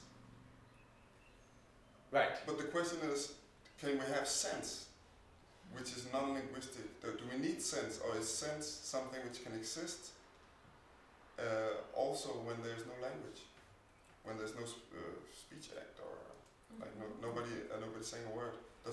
Or is sense always connected to language? I see what you're saying. As Deleuze is understanding the concept of sense. As it is always connected to language in the way that he's using it. Okay? In other words, things can happen that will impact states of affairs, right, and maybe change their character. But he's reserving the term, it's a technical thing, right? He's reserving the term sense to talk about how language does it. Yeah. Right? You see what I mean? Yeah. So it's only something language does, but there's nothing interesting about the fact that he used sense. There are other words he could have used just as well, right? So there's a particular way in which language works to affect states of affairs, the event, right? And that way he calls sense, right? Which is founded, and we won't talk about it, founded in logic on nonsense, which is beneath that, right? But but with sense, it's the only one who does it. But it's the only one who does it because he's using the term sense to describe something that language does, right? Rather than something anything else does. Am I getting into questions? It's just because I'm thinking that this might be an event, but you can also have, because we know that Deleuze was also interested in it was not so much into the linguistic turn. I was talking about ontology on a broader level, that you can have, that science could also be non-linguistic. Yes. About things, and even rocks almost having sensibilities and affects and things like that. Yes. So he's using a much more broader concept than just the. This is what I'm thinking about. Yeah, no, he does it when we talk about signs, right? But in logic of sense, when he talks about sense, he keeps it at the linguistic. The logic of sense is an odd text for him in a way, right? He uses it, like the last third of it, like is about psychoanalysis, which he later raises all kinds of questions about. It's sort of strange text, but when he uses sense there, and here, remember this is published a year before the logic of sense. He's using it in a much more linguistic sense. In a much more linguistic way, I suppose. Right? Yeah. Okay. Good. Right. Okay. But now we got one thing left over, right? Which is what happens at the end of the chapter. No, that's the last page. But before that, we have one thing left over, which is learning. Right. At the end, where he talks about learning, and he says learning is often unconscious. Right. And he talks about the learning of the swimmer. Right. The swimmer learns when they can articulate, right, the movements of their body with that of the water, right? That's when they've learned, or that's what learning is, right? By the way, right, I want to say that particular learning is a trick I've never quite mastered, right? I used to run, right, and I was at least okay at running, but then my knees started to go, my back started to go, so they said, oh, you should swim, right?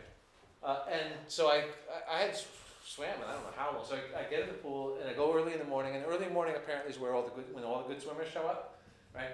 So these people are just going back and forth in the pool, right? And I'm splashing around, trying to like get from one end to the other, and you can see these guys like looking at me, right? Like it's come to this, right? This is what we've come to, right? The end of civilization as we know it. It was, and in my defense, the only thing I could say, right, was that I got a better aerobic workout per lap than any of these guys, right? I mean, I did 2 laps, right, and I could go shower because I had as much exercise as those guys were going to get 30, right? So I didn't learn the trick. I didn't get the trick, right? But it's the example he uses, right? One that pisses me off, but nevertheless, right? But it happens largely unconsciously, right? It happens by our doing it, our working our way into it, our following it, right? Now think about this contrast. I want to contrast the idea of learning with the idea of knowledge on the dogmatic view, right? Knowledge on the dogmatic view is, right, you work your consciousness, you come to it, it's out there, you know, your words correspond to it, right? Now you have knowledge, right? What is learning, right? Learning is moving into a space that you don't know and opening up that space for yourself, right? Now it can be done, you know, systematically, right? Even in swimming. When I was complaining about how bad I was at swimming, the guy said, "Oh, no, I'll send you this video, right? And this video will show you how to break your arm motions down such that you can do this, this, and that, and the other." And that just seemed more boring than I was willing to do. So, so what did I do? Right? I went to the elliptical. That's exciting, right? Going back to the learning. Learning is something that is all the way he's talking about it is an experiment, right? You learn by opening yourself up to something and seeing where it leads you. Okay? And he said it's often unconscious, not unconscious in the sense that you're sort of asleep or completely unaware of what's going on, right? But unconscious in the sense that you feel your way into an area where you don't actually know where this is all going to go, right? It sorts itself out, right, as you go with it. And so, if you're resisting the dogmatic image of thought, you resist by learning, right? You engage in this loop thing by learning, right? You become a student of something.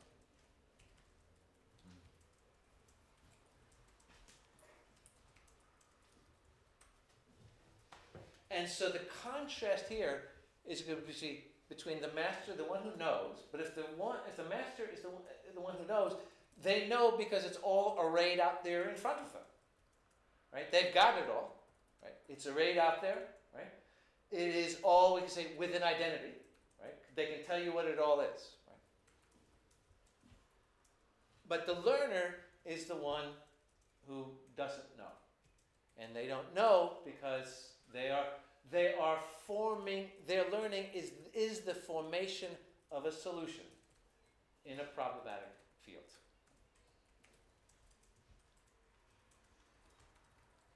So the contrast here, right, is learning with knowledge.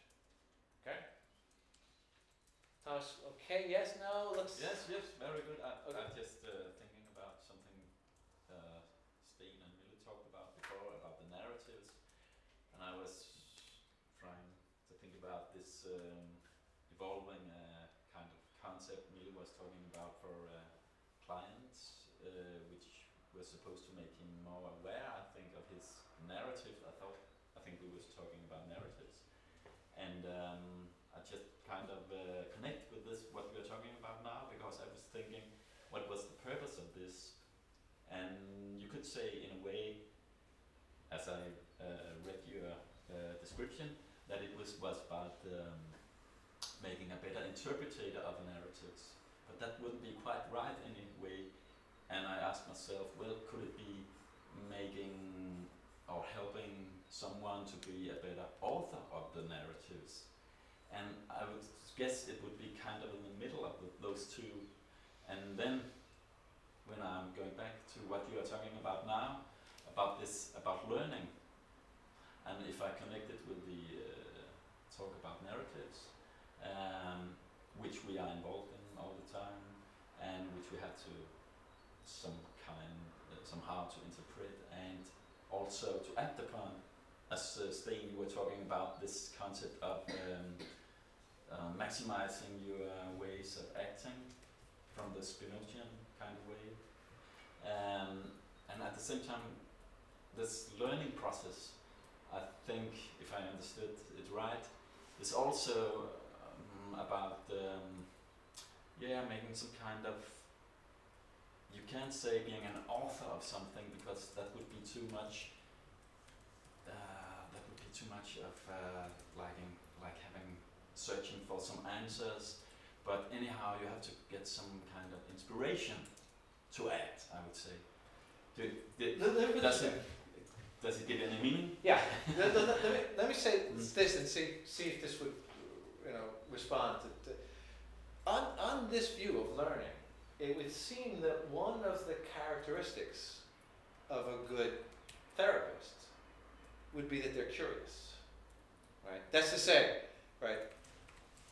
I don't know what's happening here, right? Yeah. So I'm curious, and let's let things unfold without my working on the assumption that I know where this is all going to land up, right? I know this is where this is all going to head, right? By the way, there is a correspondence in philosophy to this as well, right? So when I teach now, I almost never teach Foucault, right? Because I've been teaching, I've been working with Foucault for 30 years, and I'm just not curious as to what these people are going to say, right?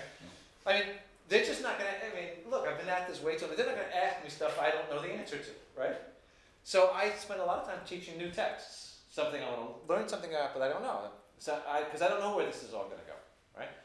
But it seems to me there's something like that perhaps in therapy as well. The therapist doesn't know, the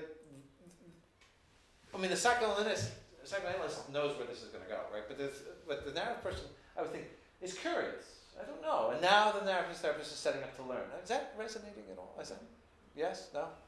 Yeah, but I think it's very much spot on, because usually as a psychologist, you sit in a situation, you meet some people, and they have usually they expect that they don't know how to go on, that you will know.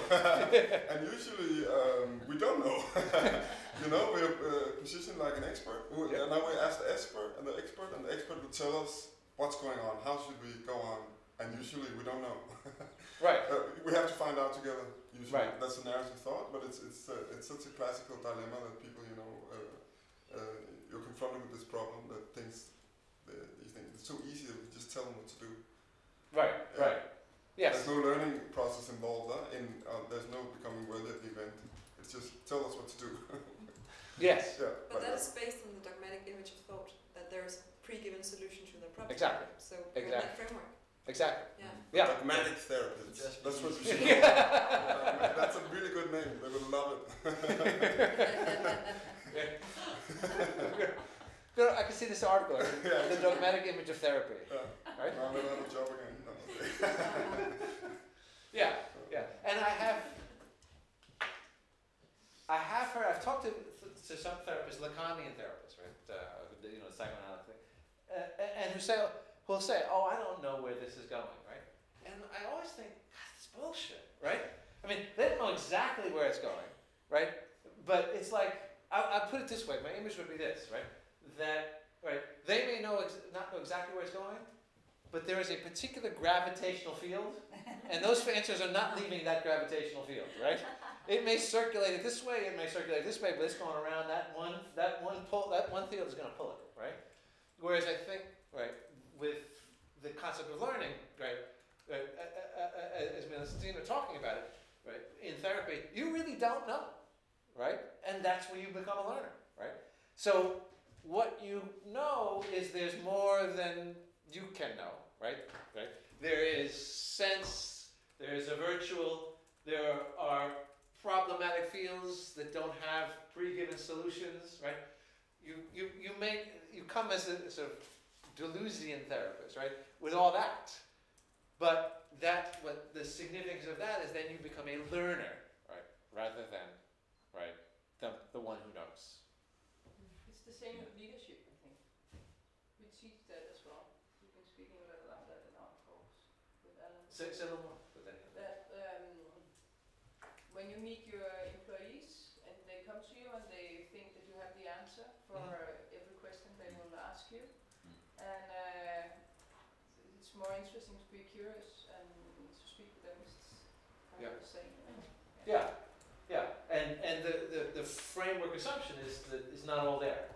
right? It's not all there in front of you waiting to just get picked out, right? But the flip side of this, I don't know if you're a leader, but the thing is that you very often disappoint people because they expect that you have the solution, and you're like you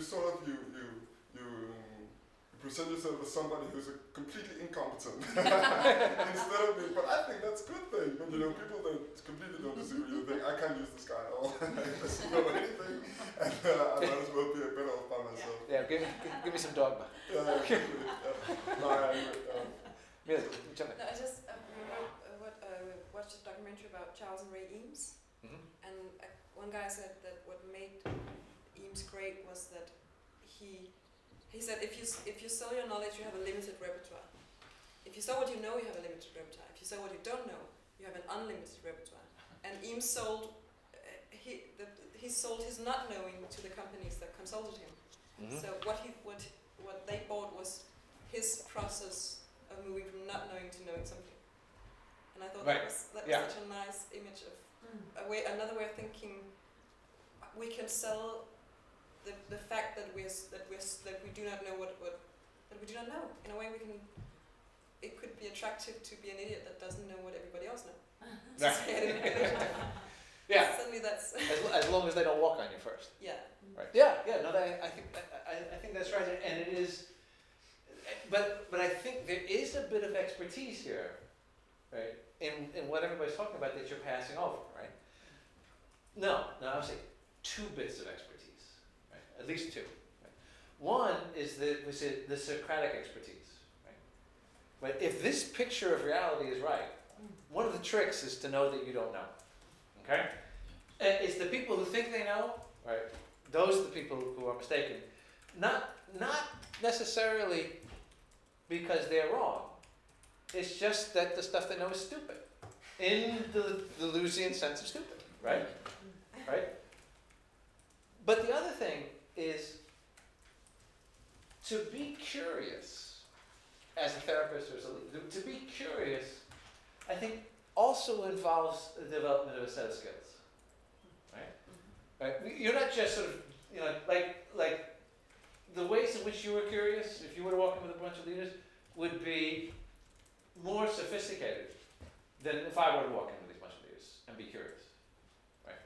And so, you know what I mean?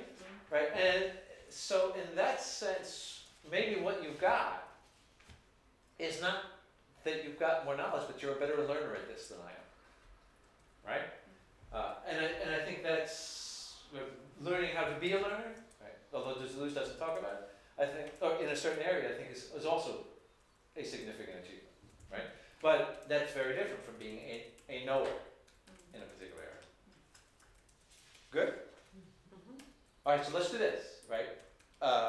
We'll take our 5-minute break now, because it's 5 minutes left. Now, what I thought we'd do is we'll just save the last 8. Those 8 things on the last page for next time, because that'd be a nice way to review, right? So instead of review, we'll just go through those 8 things on the last page of chapter 3, right? Then the last 15 pages, you know what I'm referring to? Yeah. Right? Everybody know? Yeah. What? Yes, no? Yeah. Yes? Okay. All together now. Yeah, okay. That's learning. So we'll do that, and then we'll pick up those last, not last, but the next 15 pages. And then there'll be one more reading assignment, but I'm going to look through the text. Because as we're moving along, I'm sort of thinking, based on what we're doing, where I want to, the assignment that for next time was not originally what I was going to assign, right? So I'm going to get that and think about where that might go and then do another assignment, right? A last assignment based on that. Good? Great. Yep. Well, you guys were way fun. So I said, Annetta will be downstairs if you want to hang out. I would not be surprised if alcohol were involved. And there's be, if pizza or whatever. The evening is wide open. That's what I'm trying to tell you. Okay. Thank you. Yeah. Thank you.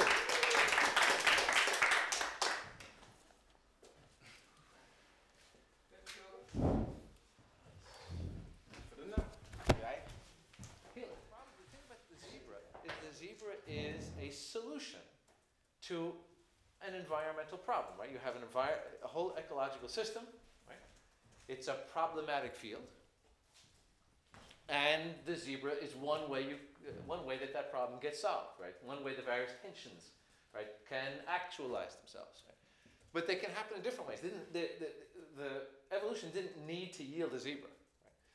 I didn't mention this last time, but the great paleontologist Stephen Jay Gould said that if you rewound the evolutionary tape and played it back forward again, it wouldn't play out the same way. Right? That evolution is contingent, which is to say, right, the environmental field is a problematic field that can have different kinds of solutions. There isn't a single solution. Right? So the problem with traditional problems he associates with the dogmatic image of thought, right? The way to go wrong is error. Right? But with the interesting problems, right, the difficulty is not error, but he says stupidity. Right? That is to say, you come up with uninteresting answers. Right? Not that you come up with a mistaken answer, but uninteresting ones. Right? So, right, a problem can have a true solution. Right? A bad problem can have a true solution, but it would be a true and stupid solution. Right? Pointless, doesn't bring you anywhere, doesn't generate anything interesting. Okay? So, what we became interested in were problematic fields. Right? We talked about the zebra, we talked about weather, and then we got in, and this is where we got into a long discussion of doing conversational work. Right? And we saw that the question, how might I live, is itself a problematic field. That is to say, there isn't a right or wrong solution. The one that if you don't get, you're in error. Right? But rather, right, every possible, it has a number of solutions that could be created, and those solutions are all experiments. So that we saw, right, that the problematic field, defined by the question, how might I live? And I'm saying, how might I live we're talking about counseling now, right? Someone comes to you and this becomes a question, right? Is something that occurs, right, not with a set of possible solutions. You've walked in just at the right moment, because we're just moving in review, to the question of counseling, right? So you don't have a set of solutions sitting there and you choose one or the other. There's no discovery going on. Right? You create solutions, and each solution that you seek to create is an experiment. Right? And it's an experiment with the conversational partner. Now, Steve, you had raised the question at the end last time, in the middle of this, about how to think about values, right? What values? And we paused over that, right?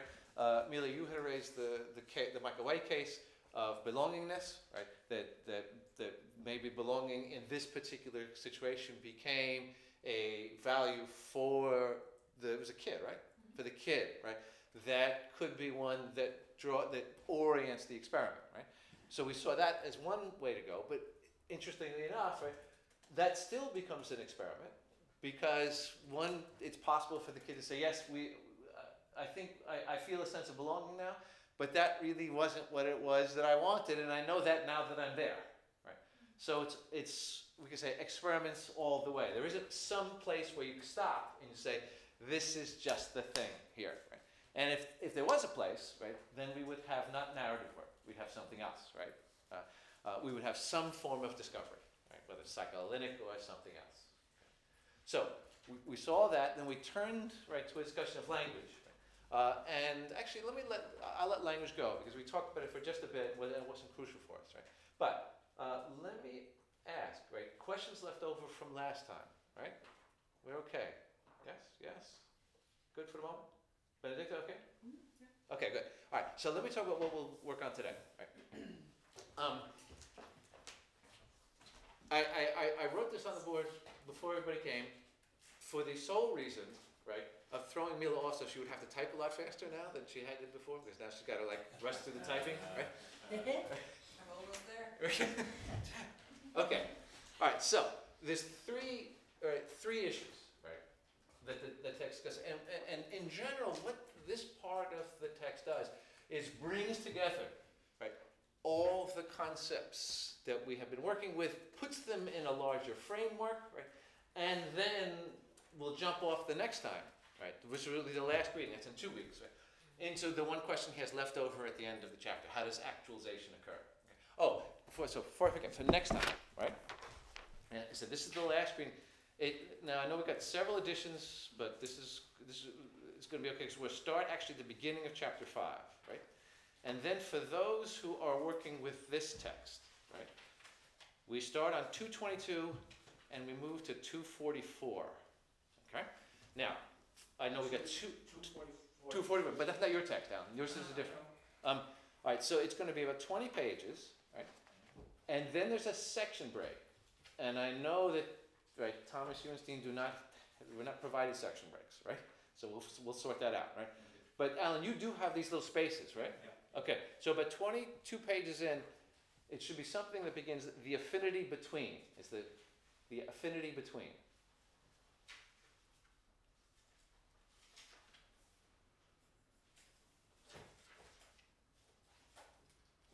Right. Let's see how many section breaks there are before that. There's 1, 2. It's the 4th section break. I den her, som vi har, der er det side 319 nederst. Det var Super. You got it, Benedict? Yeah. Okay, good. the affinity between, yes. The affinity between. Steen Thomas, have you got? You're working a different edition here. Yeah, I haven't found it yet. It's a little more than halfway in. The affinity between intensive quantities. Yeah. That's it. Yeah. Did you say 224? And that 244, up to 244. Up to. Right, you see a section break? Okay, on 244 there's a section break or what? Yeah. Yeah. Do you see it? Maybe. Stig. Yeah. Good. Good. Anna, do you know how far we're going to read in that one? 319. Til 319 eller fra? 319. Ja, og så 20 sider. Fra 293. Nå, okay. Det er kapitel 5, der starter. Super. Tak. Good. Okay. Good. That's for next time. That's for Yes. right. That's 2 weeks. Yeah. Right. That's actually. And that'll be the. Yes. And the other thing for 2 weeks, right, is if you've sort of heard of Deleuze, heard some concepts have been used, just bring them in. Because what I'm going to do then on the last session is we're going to take all these concepts you've heard of, right? I'm going to relate them to the framework, right? In other words, we're going to put them in a larger framework so you can see how they're operating, right? So some people, machine, rhizome, multiplicity, smooth and striated space, right? Right, all of, whatever you want, I'll make a list, right? And then I'll try to see how many I can sort of fit, so you can see how it fits within the framework. Okay? Okay, good. All right, so for today, right, the idea of differentiation, this is the way I'll pronounce it that way, so we keep hold of it. Differentiation, with a T, right, from differentiation, right, and the related distinctions, right? Virtual and actual, differentiate, right? Problem, solution, these we've seen, and then differentiation, integration, which is from calculus, right? And so we will be actually doing a bit of calculus today. You guys are okay with it? Okay. Usually that's where I get the groans. Okay. All right. So we'll do a bit of the calculus, but just a little bit. All right. Now, to see this, I want to, in some sense, start here, swing up to this, right, and then swing back down here. Right. Start with the virtual and the actual. Right. Now, we talked last time about the idea of problems or a problematic field. Right? A problematic field is a field that can be, we said, solved in certain ways. The zebra is a solution to a problematic field, right? A storm can be a solution to a problematic weather field, right? Now, that problematic field has two sides, right? Actual and virtual. The actual side, and I'm going to talk about it, then I'll give examples of it. The actual side, right, is what you see. It's what's there, in front of you. Alan, you had asked a couple of times ago about phenomenology being an epiphenomenology, right? the actual would be what presents itself to a phenomenology. Okay. Yeah. Right? Yeah. Yeah. Right. The virtual is, right, what you don't see, but is inside the actual, that allows it, or we could say part of the structure of the actual, right, that allows it to move to new creations in different ways.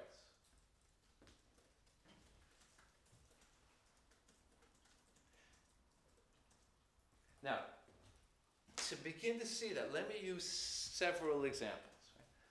Right? I know I've used this before, so you've probably heard, but in this summer, have I used the red and blue chemicals? Yes? No? I've not. Okay. Thomas, how do you know? You just joined. I could have done it beforehand. Right.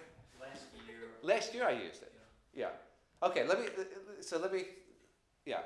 flip, right? This is a fascinating thing. There's a chemist named Ilya Prigogine, who was a Nobel Prize, was it? Yeah, Yeah, Nobel Prize winner, who in one of his books, right, I forget the name of it, but there's a footnote. And he says, oh, by the way, this thing I'm describing, Deleuze has, like, he gives the ontology of this thing, right? So here's what happens sometimes. Right? You have a chemical field, okay? Now, imagine this. You imagine a box, right? And you've got, the box has a screen in it, okay? And the screen is solid, right? Except for like one little hole in the middle of it, okay? So you pour a gas in one side and you pour a gas in the other side, right? Now, think of it this way, right? We'll call this gas blue, right? And this gas red, right? So you pour the blue gas, this only happens in certain gases, okay? Right? Now, certain gases will do something funny under certain conditions, right? Most gases, what will happen is you let it go and you got that little hole and eventually it all becomes kind of purplish, right? With some patches of blue or some patches of red. He says, under certain conditions, certain gases, if you do this, do something very funny. Now the conditions are conditions that he calls far from equilibrium, right? By which he means intensive energy. I mean, you imagine just intense heat or something like that, right? So imagine you take these two gases, right? You apply intense heat to them, okay? All right, so here's what happens, right? Instead of that movement, right, of red to purplish, right, you have, say, the blue over here and the red here, right? And at some interval, it'll go like that, right? It'll be blue here and red here. And then at another interval, same regular interval, it'll go like this, right? And it will keep going back and forth, right? Now, you have to imagine, right, how strange this is, right? Right? These are chemicals. And what essentially is happening is during certain periods, the chemicals are coordinating a simultaneous movement, right, across the screen, right, in situations of intense heat. Right? It's as though, right, the blue chemicals know what's about to happen with the red chemicals, and the red chemicals know what's about to happen with the blue chemicals, and the blue chemicals know what's going to happen with each other. So it's all like this. It's like they're there like this. Okay, not yet, not yet, not yet. Now, and then everybody moves, right? Now, and these are chemicals. Right? So what Prigogine says, so it's strange, right? It's hard. I mean, it's really hard to imagine how this can happen, right?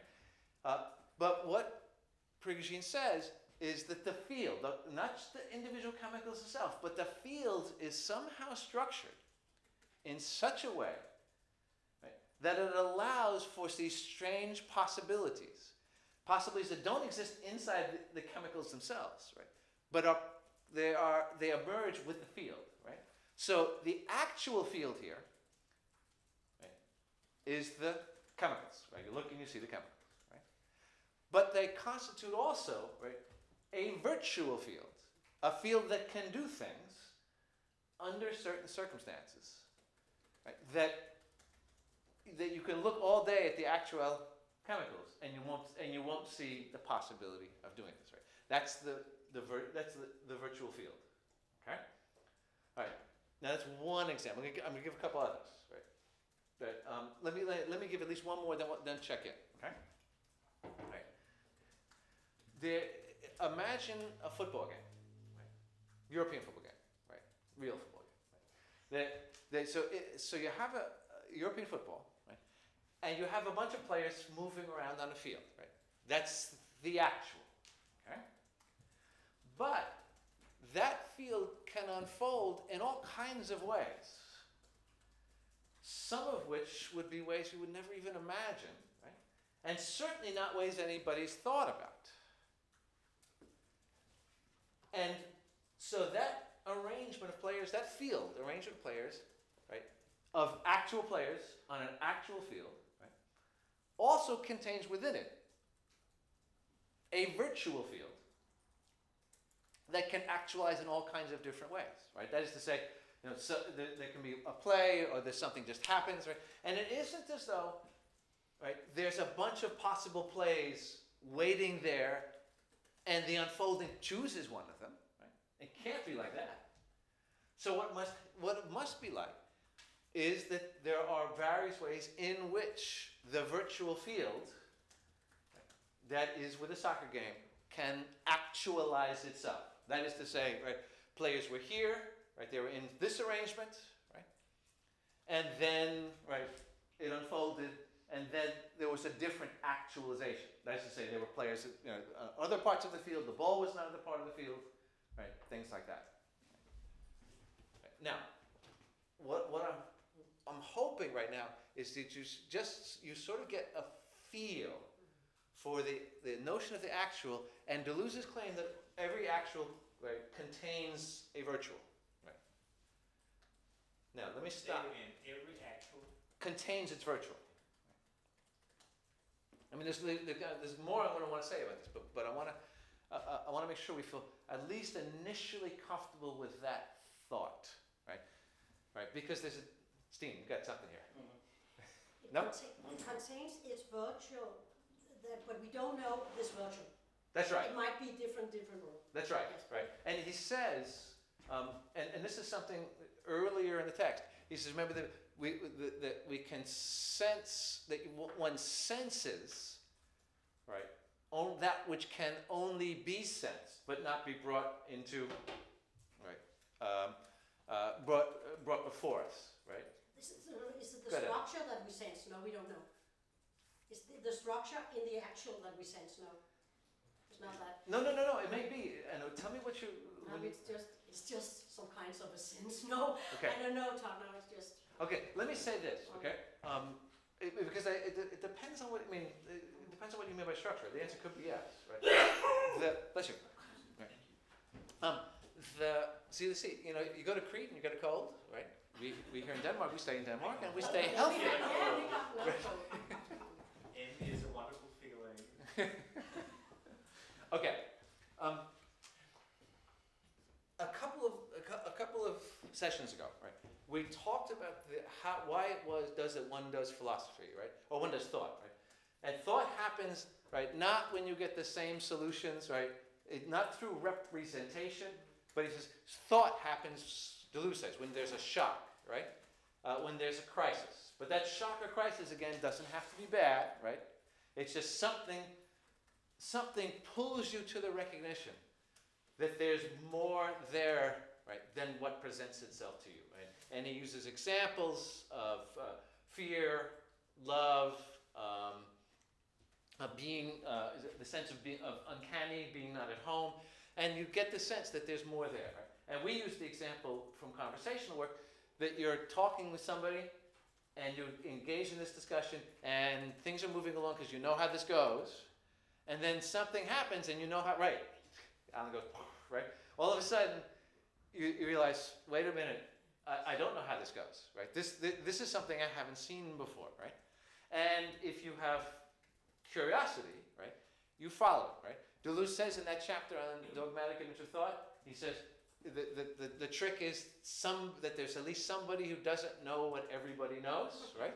Yeah. Right? Because the therapist that's one of the population of everybody knows it. Okay, I know the problem looks unusual, but in fact it's not, right? We just have to discover the proper ways of dealing with this, right? But, right, to follow that, right, to follow that out, right, to have that curiosity, is to sense that there's something more that can be actualized, right, that isn't an actuality that you've already seen. Okay? Now, and all of that to say that we're touching, I think, on the idea that you talked about when you talked about structure, right? There's something there, right? But you sense it, and the only way to find out not what it is, because you can't find out what it is, you can't represent it, right? But to find out what it might yield, right, is to experiment, right? To follow the experiment, to see where that experiment leads. Okay? Right. And right, this can happen, right? This can happen, let's say, in a football game, right? Because a football game will have certain set plays; those are actualizations you've had before. Right? And then there can be moments, and this is what really creative players do. Right? There will be these moments where you can, where somebody senses that there's something that can be done that hasn't been done, right? And so they go with that move, and really creative players do it well, right? There was in ice hockey, there was a player, Wayne Gretzky, right? Yeah. Famous ice hockey player, right? And he said that when he was really in the zone, right, he wouldn't see players. He said there weren't players on the ice, there were patterns, right? And he could sense how this pattern might unfold, right? And so he'd shoot the puck to where he thought somebody in that pattern was going to be, right? And he was right often enough, right, to be a great player, okay? And so that would be now a case where you have an investigation, right, of the virtual to see what other kinds of actualizations might occur.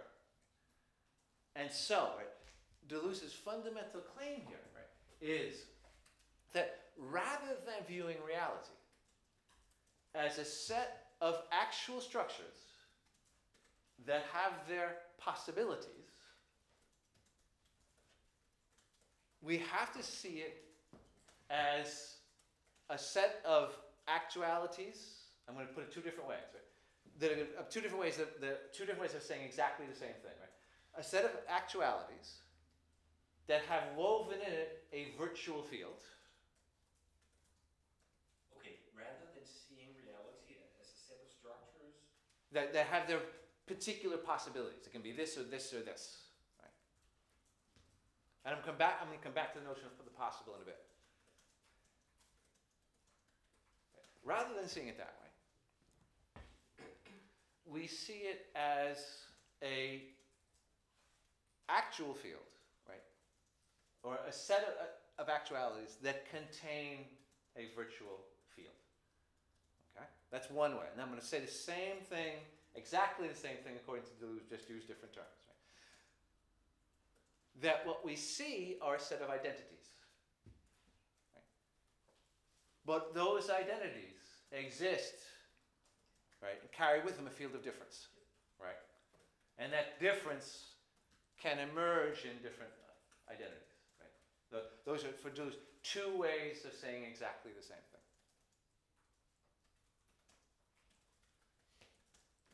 All right, let me stop. I want to stop for 1 minute before I make any other moves, right? And check it. Thomas, you're puzzling with something it looks like? Yes? No? No. Okay. Yeah. Because what you say is rather than viewing reality as a set of structures that has their particular possibilities, we see it as an actual field that contains a virtual field. What we see is identities that carry with them differences. Because in ordinary language, you would not put it this way. You would say that there's always more, that we haven't found out all the possibilities there. Right. So I understand if we use the word possibility in an ordinary sense, we say that we never know what's possible. Good. So when you say that we don't see it as particular possibilities, which means that we don't have the solutions beforehand. Is that to understand? Yes. Yes. But that what might come up emerges, what that would be in another language, but it might because of differences. Yes. Instead of thinking of possibilities as already something there. Is that? Yes, yes. And having said that, Alan, why don't we shoot down here? I can come back here because we can open this up. Okay? Right. So he says, right, in the text, he says the actual virtual distinction is not the real possible distinction. Okay? And he says there are two differences. Right? So let's put this on hold for a minute. Go over here, right, and see what this is, and then we'll be able to see why this does not equal this. The possible real distinction is that what he calls the possible. Now, bear in mind he's using this term possible in a particular way, right? And you use that term everyday language, because when we use everyday language, it could actually be the virtual, right? But he's using the term possible in a particular way here. Right? So what is the possible? Right? It is some identity that does not exist, but could exist. Is that the virtual or the possible? That's the possible. The possible is some identity that does not exist, but that could exist. And I'll give you examples. By the way, is it getting warm in here? Are we okay? It's me, isn't it? Right? I'm hot, right? Smoking. What did you say? Did you say I am hot, but I will share. I'm hot but not bothered. Yeah. I'm hot. Oh, I'm hot. Okay. Get hot with time.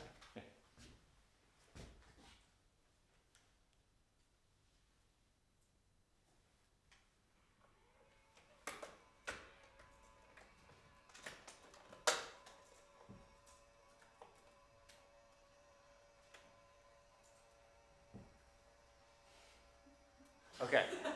Now, question. Right. Is that, what just happened to that window? Is that an actualization, the virtual, or a realization of the possible? A realization of the possible. It's a realization possible. Right. The window wasn't open, right? But it had the possibility of being opened, right? And when it got opened, right, that possibility was realized, right? But the possibility was always there, right? There was the possibility to be, right. If something else happened, entirely unexpected, right? The window could fall down. Either the window could fall down, right? Or it could start waving, right? Yeah. Right? Now we got actualizations of the virtual, okay? Right. Okay. Right. By the way, I wasn't hot, I just did that to be able to make the example. Yeah, good. Okay. I wasn't hot, I was tired. Okay, so, right, the possible, right, it is not real, but could be real. Okay, we just saw with the window. Another example is this, right? When you read fiction, right, you read about characters, right? Particular characters. Those characters are not real. Right? You know this, right? Right. The characters are not real, right?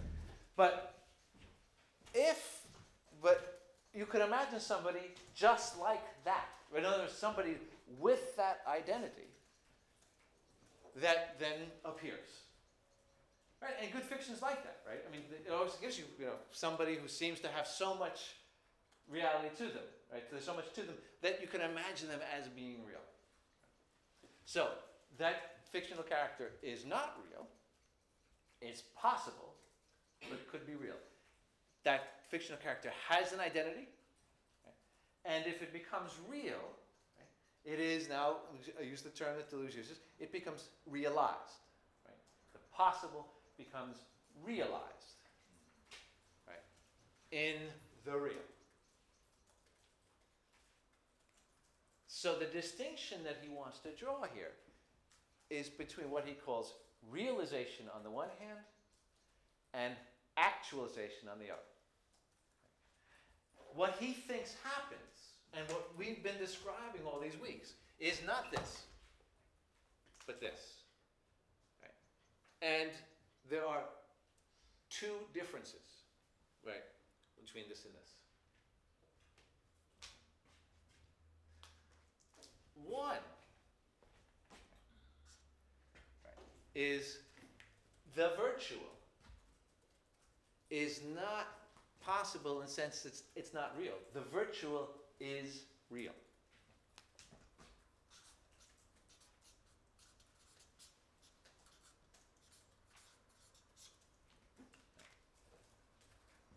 That's to say, when you have that soccer field, that football field, or you have that chemical field, that's a real existing field. Right?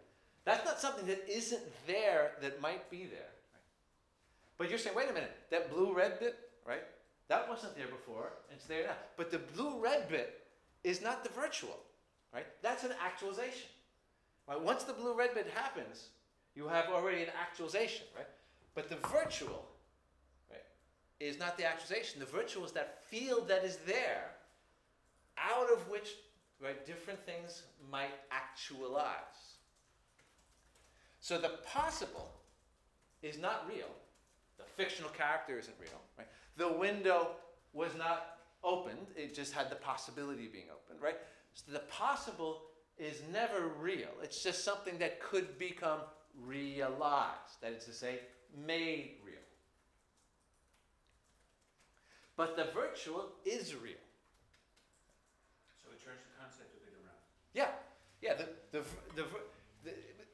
The idea is that if what looks like this, right, turns out, right, this seems like it's something there, or something that is not there but could be there, right? But the virtual is there, right? Without that virtual field, those chemicals wouldn't do those things, right? Good, Thomas. Last time, someone mentioned the concept of contingency. Yeah. Can we place contingency here? We can. Yeah. Yes. Right. Now, does everybody know what contingent means? Right. Could have been No. different. Good. What? Contingency, it could have been different. It could be different. Could have been, Yeah. otherwise. So. Contingence, yes. Yeah, contingence, right? And so the alternative would be necessary, right? So something's necessary, it's not contingent. If it's contingent, it could be otherwise. Right? Okay? Yes, right. Because And it's not the concept by chance to fit it. it's not by. It's not instead of necessity, you could have a pure chance. Right. It's not, but it's something in between. It's something in between. Yes, right. So contingency isn't chaos, right? And it isn't necessity, right? Some things could happen, not everything can happen. Remember, I've used the example that, right, the infant brain, when it develops, right, could develop in many different ways, none of which are pre-given, right?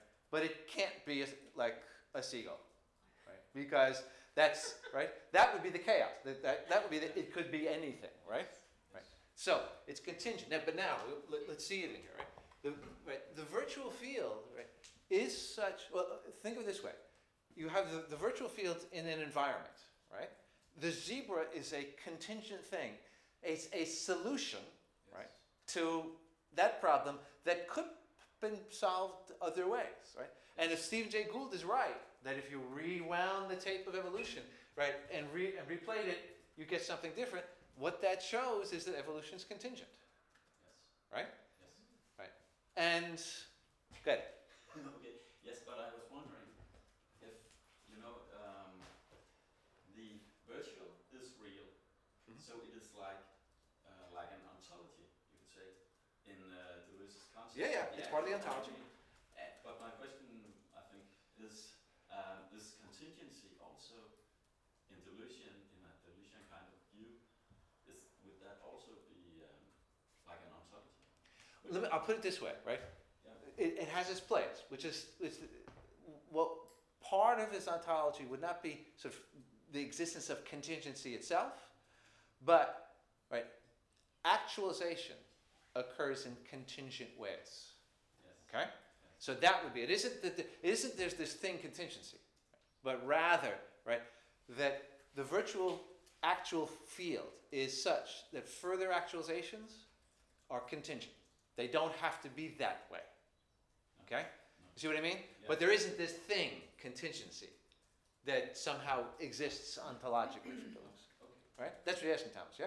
Yeah. Good. Yeah. Let me say one thing, and Steve, come back to you in just 1 second. Right? And one thing we always got to keep in mind is that every actualization affects, now, and I'm going to come back, right, affects the structure of the virtual.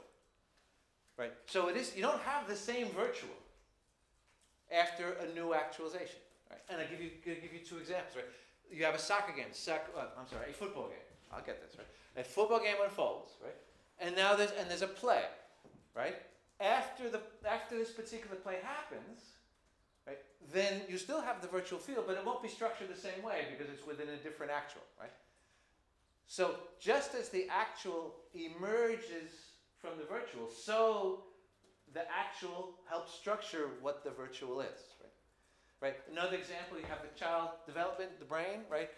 As the kid's brain develops, it becomes something. It still carries a virtual field, but what can happen is different from what could have happened before that brain developed, right? Think of therapy now, right? Think of the conversational work, right? You do work with somebody, right? That question that we used last time, right? How might one live, right? One starts living in a certain way, right?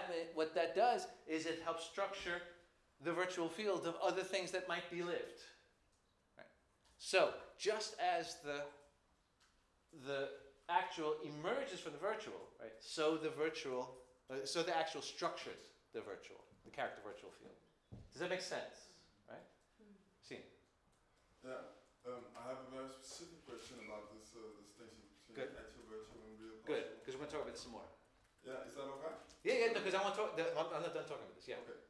And it has something to do with because I really love this distinction, but I also think that there's something that which doesn't trouble me, but it's difficult. Concerns you. Yeah, and it's in the extremes, and it means that, for example, the Iapicoline's experiment with the red and the blue gases. So in a way, it looks like it's actualization of a virtual potential. Right. That they have this idea. Sometimes Deleuze uses the distinction between properties and capacities. Right. So in one way, we could say that this is the actualization of a capacity, virtual capacity.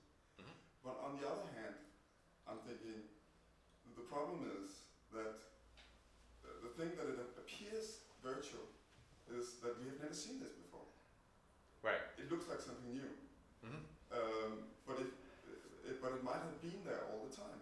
We just never thought about putting two gases together that they could realize this virtual potential. Good. So, yes. like with the window. This comes. I remember it goes back to the weather example. Oh my God, this window can open. Yeah. Is it a realization of a virtual potential, or is it just? I mean, this thing about what we can know. Yes. Yeah. Plays a role in how we make this distinction. Yes. Let me put it this way. Okay. Right.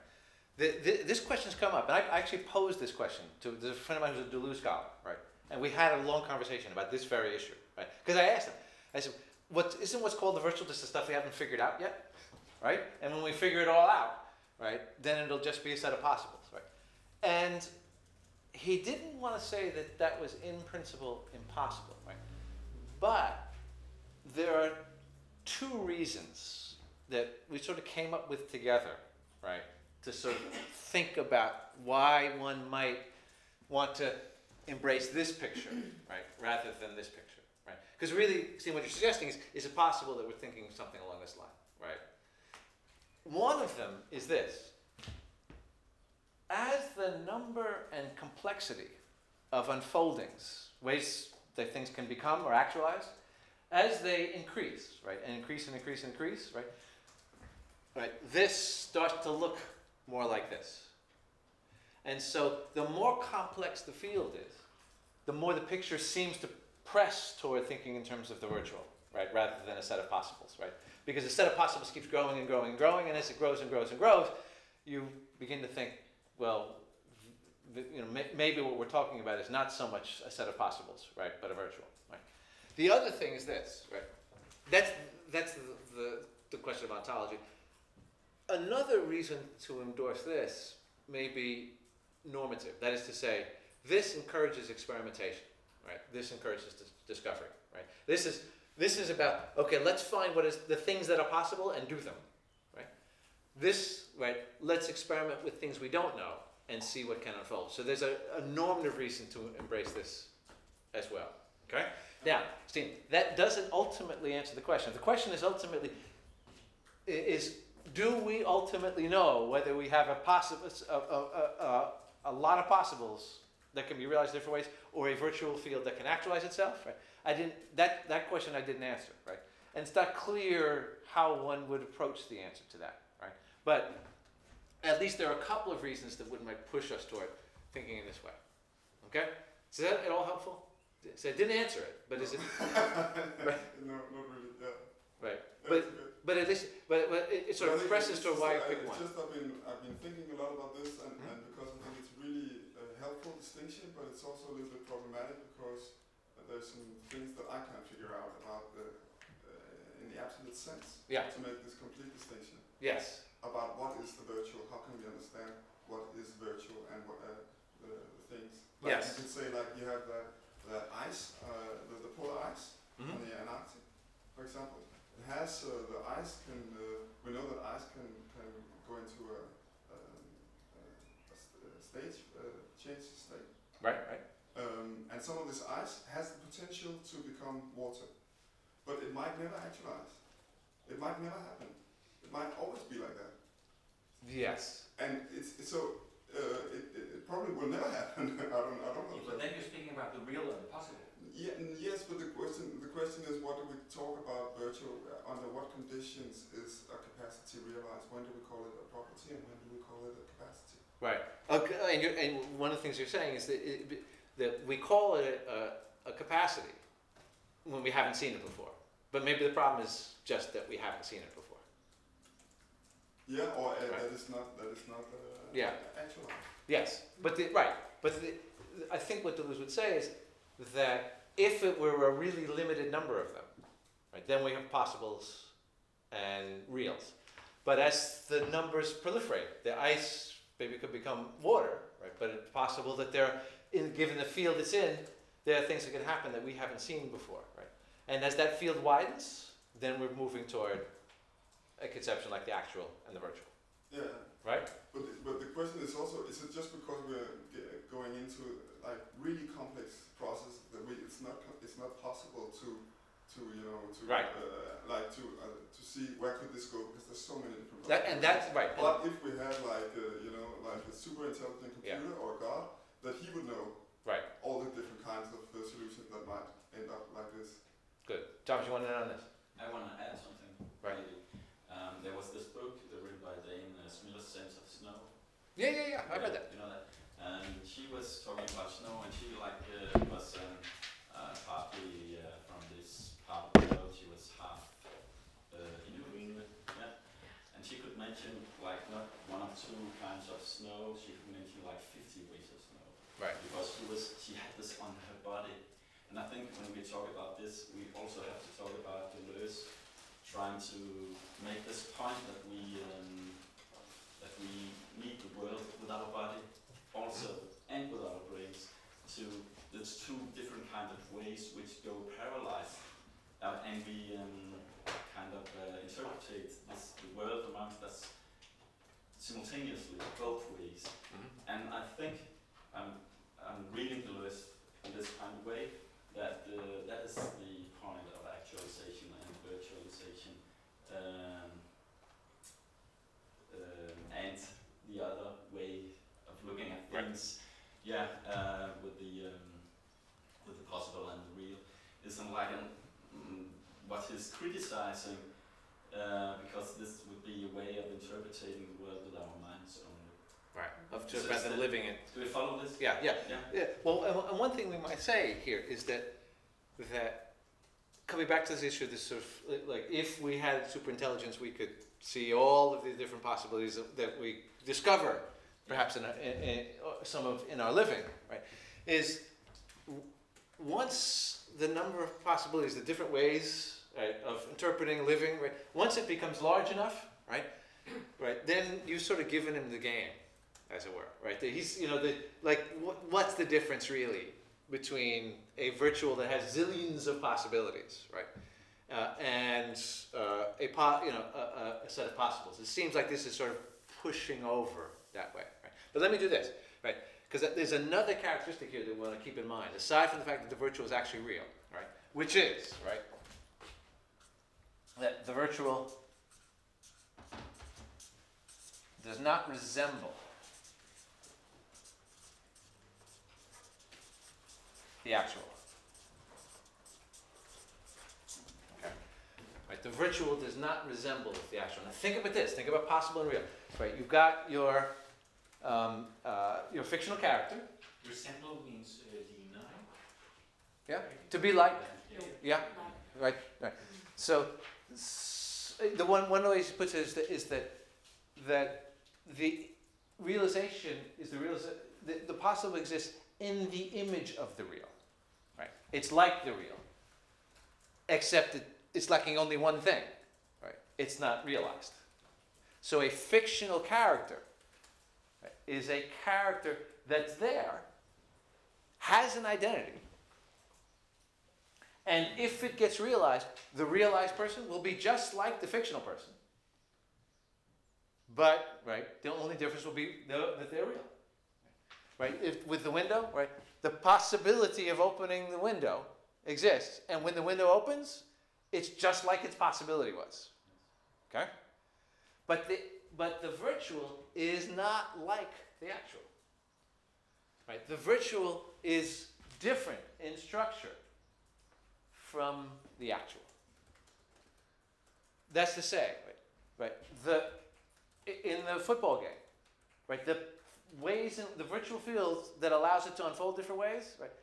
It's not like the actual. The actual is what you see there in front of you, right? It's all those players on that pitch, right? That's the actual, and the virtual isn't like that. Right? It isn't somehow waiting just like it's going to be, right? There isn't like a play there that's somehow waiting in the universe, and that play is going to happen, and that play, when it happens, is just like its possibility. So, the virtual, right, is real on the one hand, right? And on the other hand, right, the virtual doesn't resemble the actual, while the possible does resemble the real. Okay? Now let me come back and make sure that, right. So he wants to say this whole structure here, this whole way of thinking is different, very different from this way of thinking. And Steve, we could put the question, I'm just going to restate one way to put your question. Right? It could, another question could be, right, if we were creative enough, could we imagine enough different possibles, images of real, that the real just actualized, or made one of them, right, of this broad, right, array of possibles that, say, lie within the structure. Okay? Okay. Now, let me stop for a minute, right? This feel okay, right? Right. One of the reasons to linger over this is so that we can see this more clearly, which is really what we're interested in. This is what we're interested in, right? This only helps us see this, right? Yeah, the thing to the right, real and the possible, that's the boring stuff. Right, right. This is the stuff we are so over this stuff. We're going to even cross that. That's not what we're so over. Okay. That's for the stupid one. Yeah. That's what everybody's right. Yeah, this is right. This is the dogmatic image of thought that's over here, right?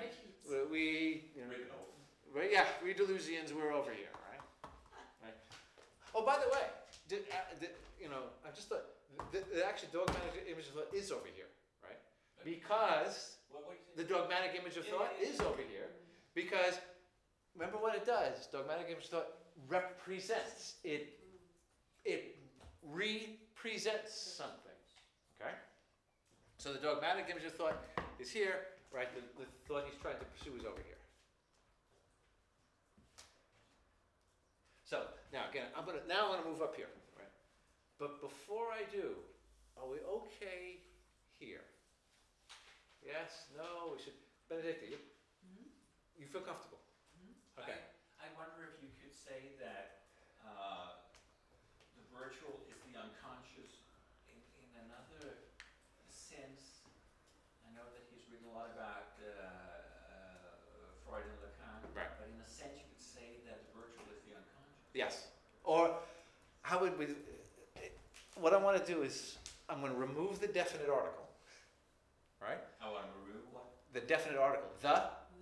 The virtual is unconscious. Yeah. Right? Yeah. And that way we get away with the psychoanalytic stuff, right? Good. Yes. And that, not only would he say that, right? He has said it, right? The virtual is unconscious, right? And in his view, consciousness, right? What we think of consciousness, sort of awareness, right? Reflective awareness, is sort of the tip of the iceberg of what's out there. Right? And what's out there in our activity. Most of what we do is unconscious. Right?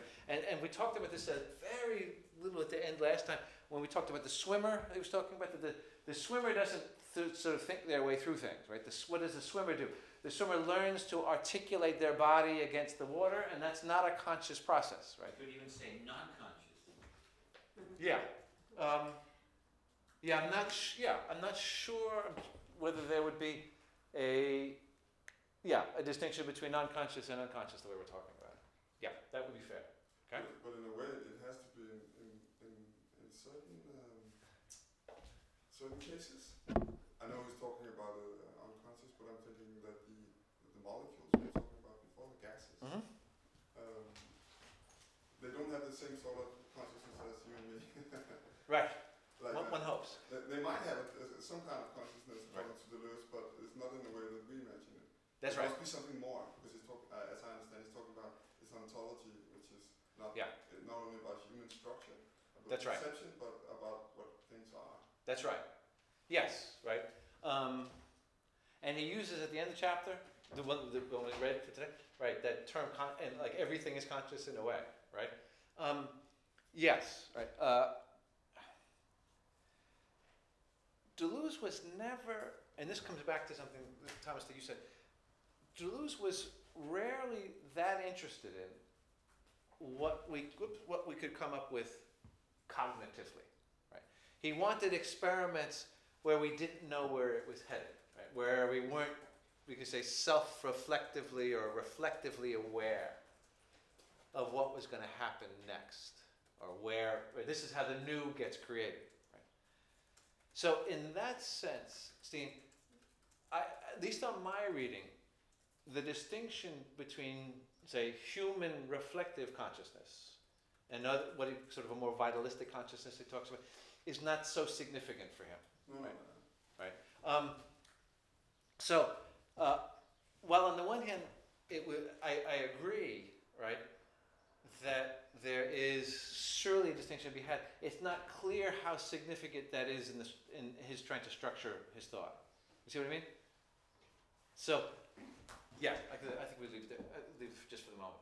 But I think it's surely right. Now, one question one might ask is he correct? Right? Is it a good idea, right, to not to worry about whatever distinction might be there?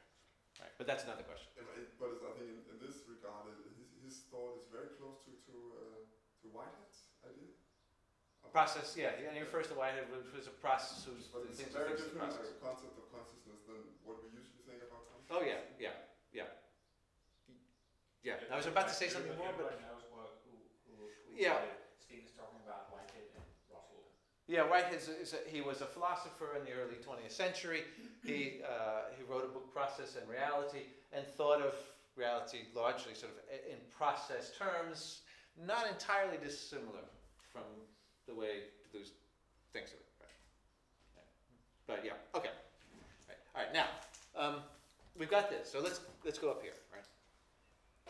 This is the virtual field. The virtual field is a field of differentiation, right? And then the actualization of the virtual field, right, is a field of differentiation. Now the T and the C the difference is they do nothing except mark two concepts he's working with. Right? But he needs the two concepts because of what we said here. Because what goes on in the virtual field does not resemble, is not like what goes on over here. But when you write actual over there to the right, here, I thought that you would write real and possible to make the distinction ground. What he would say is all of this.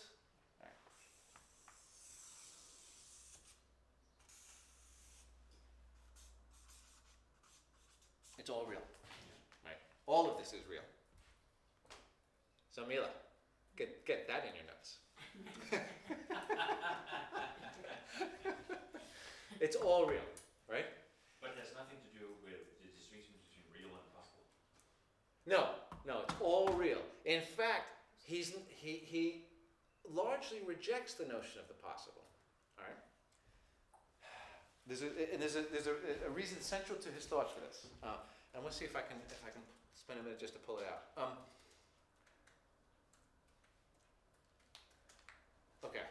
let me try this. Can I use the board here? Yeah. Okay. But another pen. Ah, right. You got it. Okay.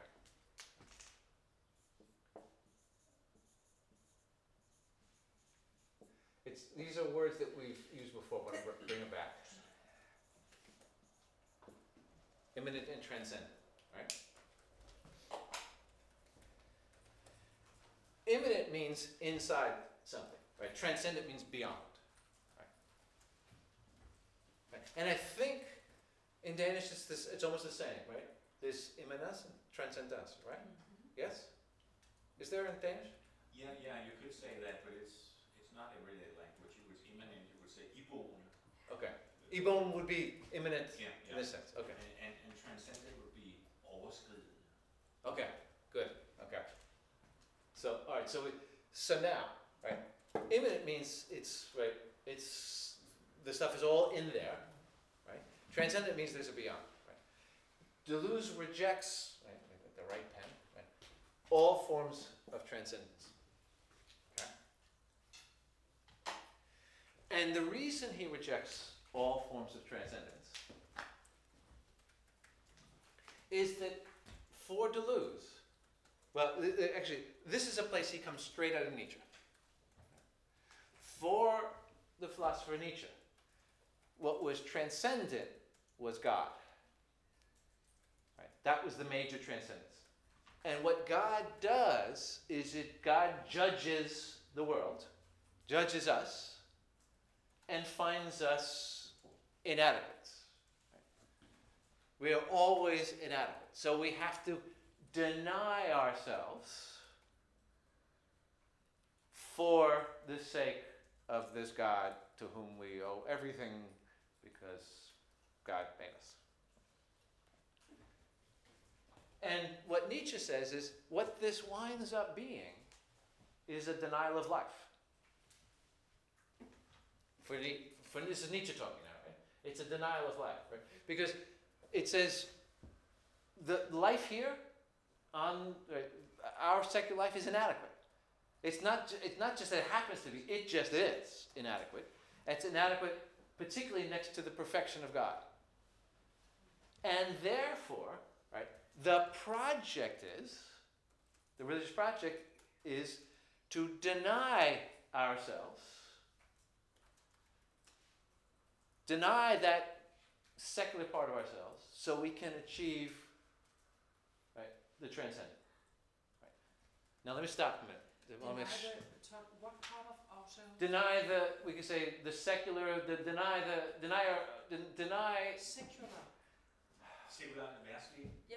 Yeah. Yes. Okay. Yeah. So I mean, here is in some sense is to deny our humanity, but not all of it, right? Deny large parts of it, right? Because we don't deny all of it because remember in Genesis, right? Humans are made in the image of God. You don't know this. You're Danes, right? You're all atheists, and you know, yeah. But Very Christian. was that? Yeah, we are very Christian people. We know that. Okay. By the way, just for the record, in case you're wondering, I've mentioned this to a couple of people. Right? I have been told about how atheist Denmark is. It is not the most atheist country, right? The most atheist country is Estonia. Estonia. Estonia. Right? Yeah. Estonia is apparently it's official. It's in the Guinness Book. It is the most atheist country, right, on the planet. I would have thought France. No. There's a difference between being an atheist and being an asshole. Sorry. that was uncalled for, wasn't it? Right, that doesn't go in the notes and that gets wiped from the tape. Okay. No, it's Estonia, right? Yeah, this is, and when I was there, they were enormously proud of this, right? And they were willing to show me the numbers to back it up, right? But right, but apparently it is. And it's particularly strange when you think about it because Estonia spent 40 years being occupied by the Soviet Union, right? And where in most of these countries, where did the resistance come from? A lot of it came from the church, right? So here you have this more atheist than Soviet Union country that in fact, right, was occupied by them, and its forces of resistance came from a completely different source from almost all of the rest of the occupied countries. But that is your side. Back to God, right? Right. That God condemns that we're fallen. Sometimes is the word that's used. Could we see this as an example? The Estonia atheism as an actualization of the virtue. I would say not the atheism itself, but what happened in this, which I've written about, in what was called the Singing Revolution. That could be seen as an actualization. It would take a little while to unfold that, but so it wouldn't be the atheism itself that's the actualization. It would be what happened. Actual. Yes, yeah, right.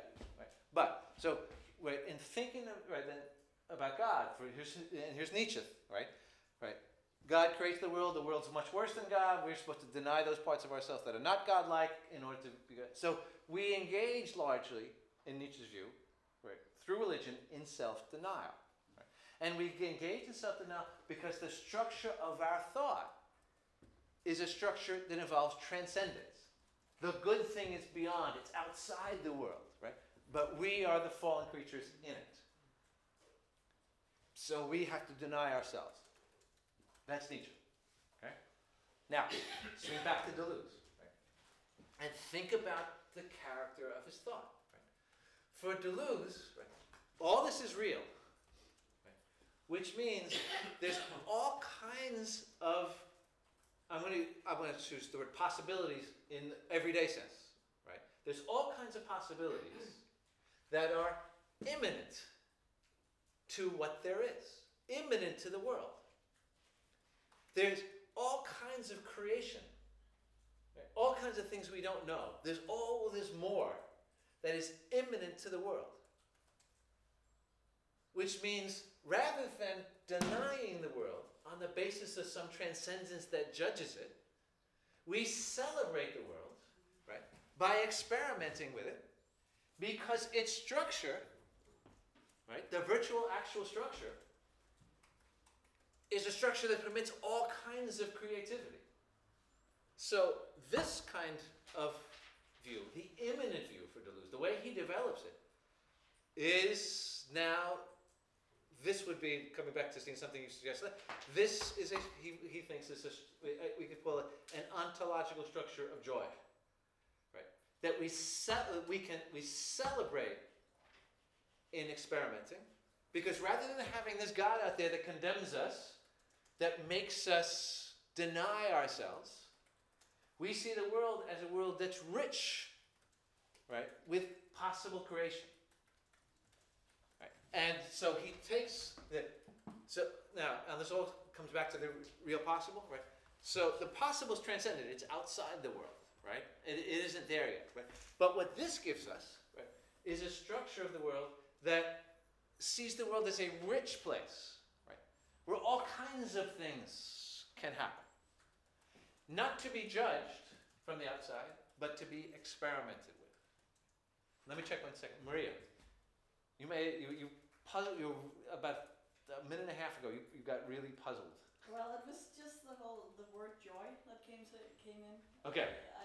But it begins to make sense when you say this about it. Think of it this way, right? That in traditional religion, I said, I come to you from South Carolina, right? I know whereof I speak, right? In traditional religion, the idea, what makes you good is often what you are not and what you don't do, right? And you can see the 10 Commandments, I think like 8 of them are don't do this, don't do this, don't do this, right? So it's all about what you don't do, not what you can create.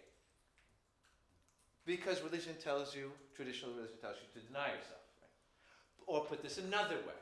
Right? That a lot of people where I come from define themselves as good people by what they are not. Right? They're not gay, they don't have abortions, right? They don't do this, they don't do that, right? And that's what makes them good. It's a denial, right? And it's a denial that comes from a notion of the transcendent. Right? So the irony for Nietzsche here, right, is that we create this transcendent by which we then judge ourselves as lacking. Right? But if we take the picture, if we see immanent world, the world in which we're in, right, which being, however we want to put this, right, if we see this world as a rich world with actualities that are presented to us, but a virtual field that can be actualized in so many different ways, now we have a project not of self-denial, but of experiment and creating, right? And Maria, that's the joy, right? The joy is we're no longer about self-denial in the face of a transcendent. We are experimenting with the immanent to see what can be created. Right? That's why I take it that Deleuze, right, thinks of it, this is a philosophy of joy. Okay. Maria, is that better? Yeah. Okay. Thompson.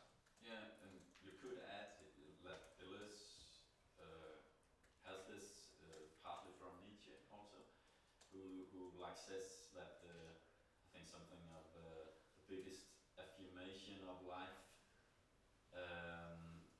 would be the eternal return.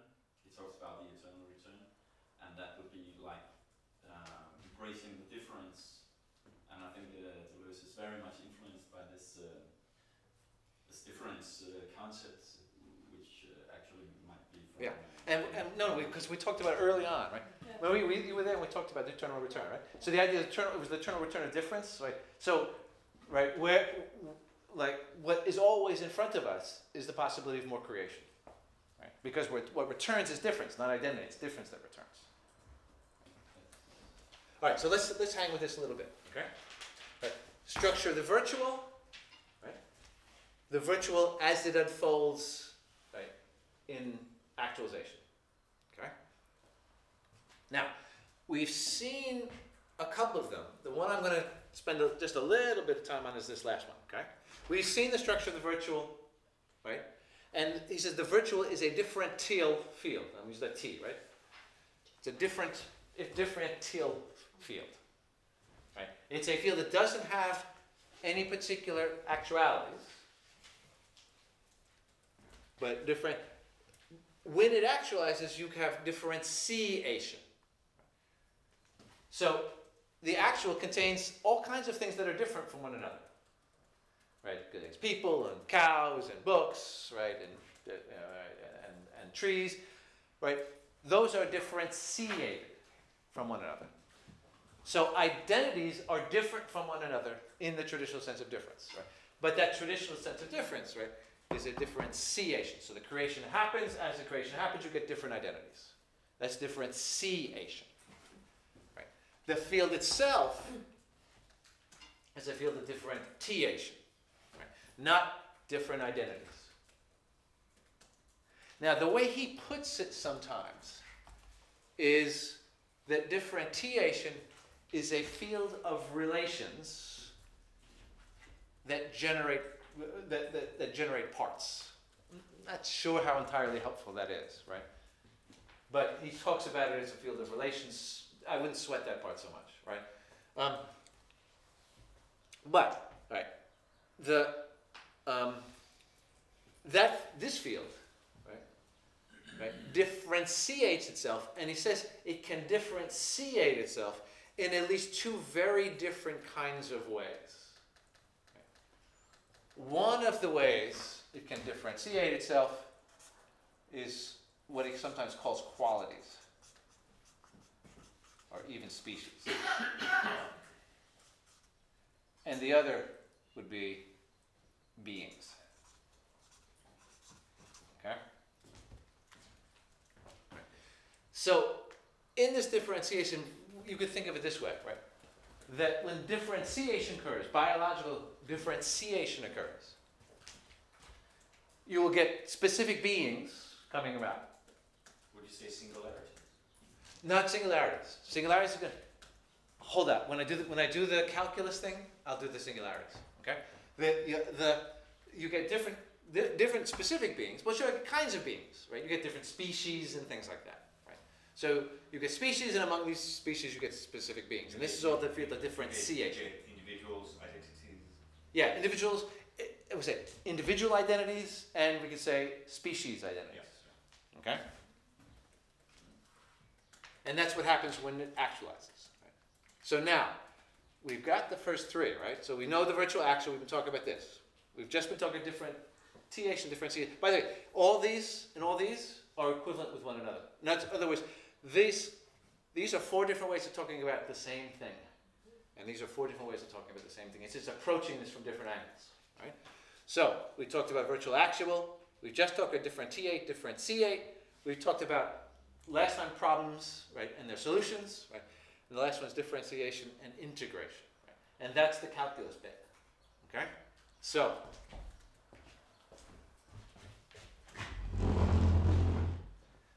Do we need to go to the toilet? Yes, I do. okay. Should we take a minute? Sorry. Yes? You want to take a minute? Yeah? Go to the toilet and come back and then we finish? That's fine. It's really Sweet. I noticed, by the way, this happened when I just mentioned the word calculus.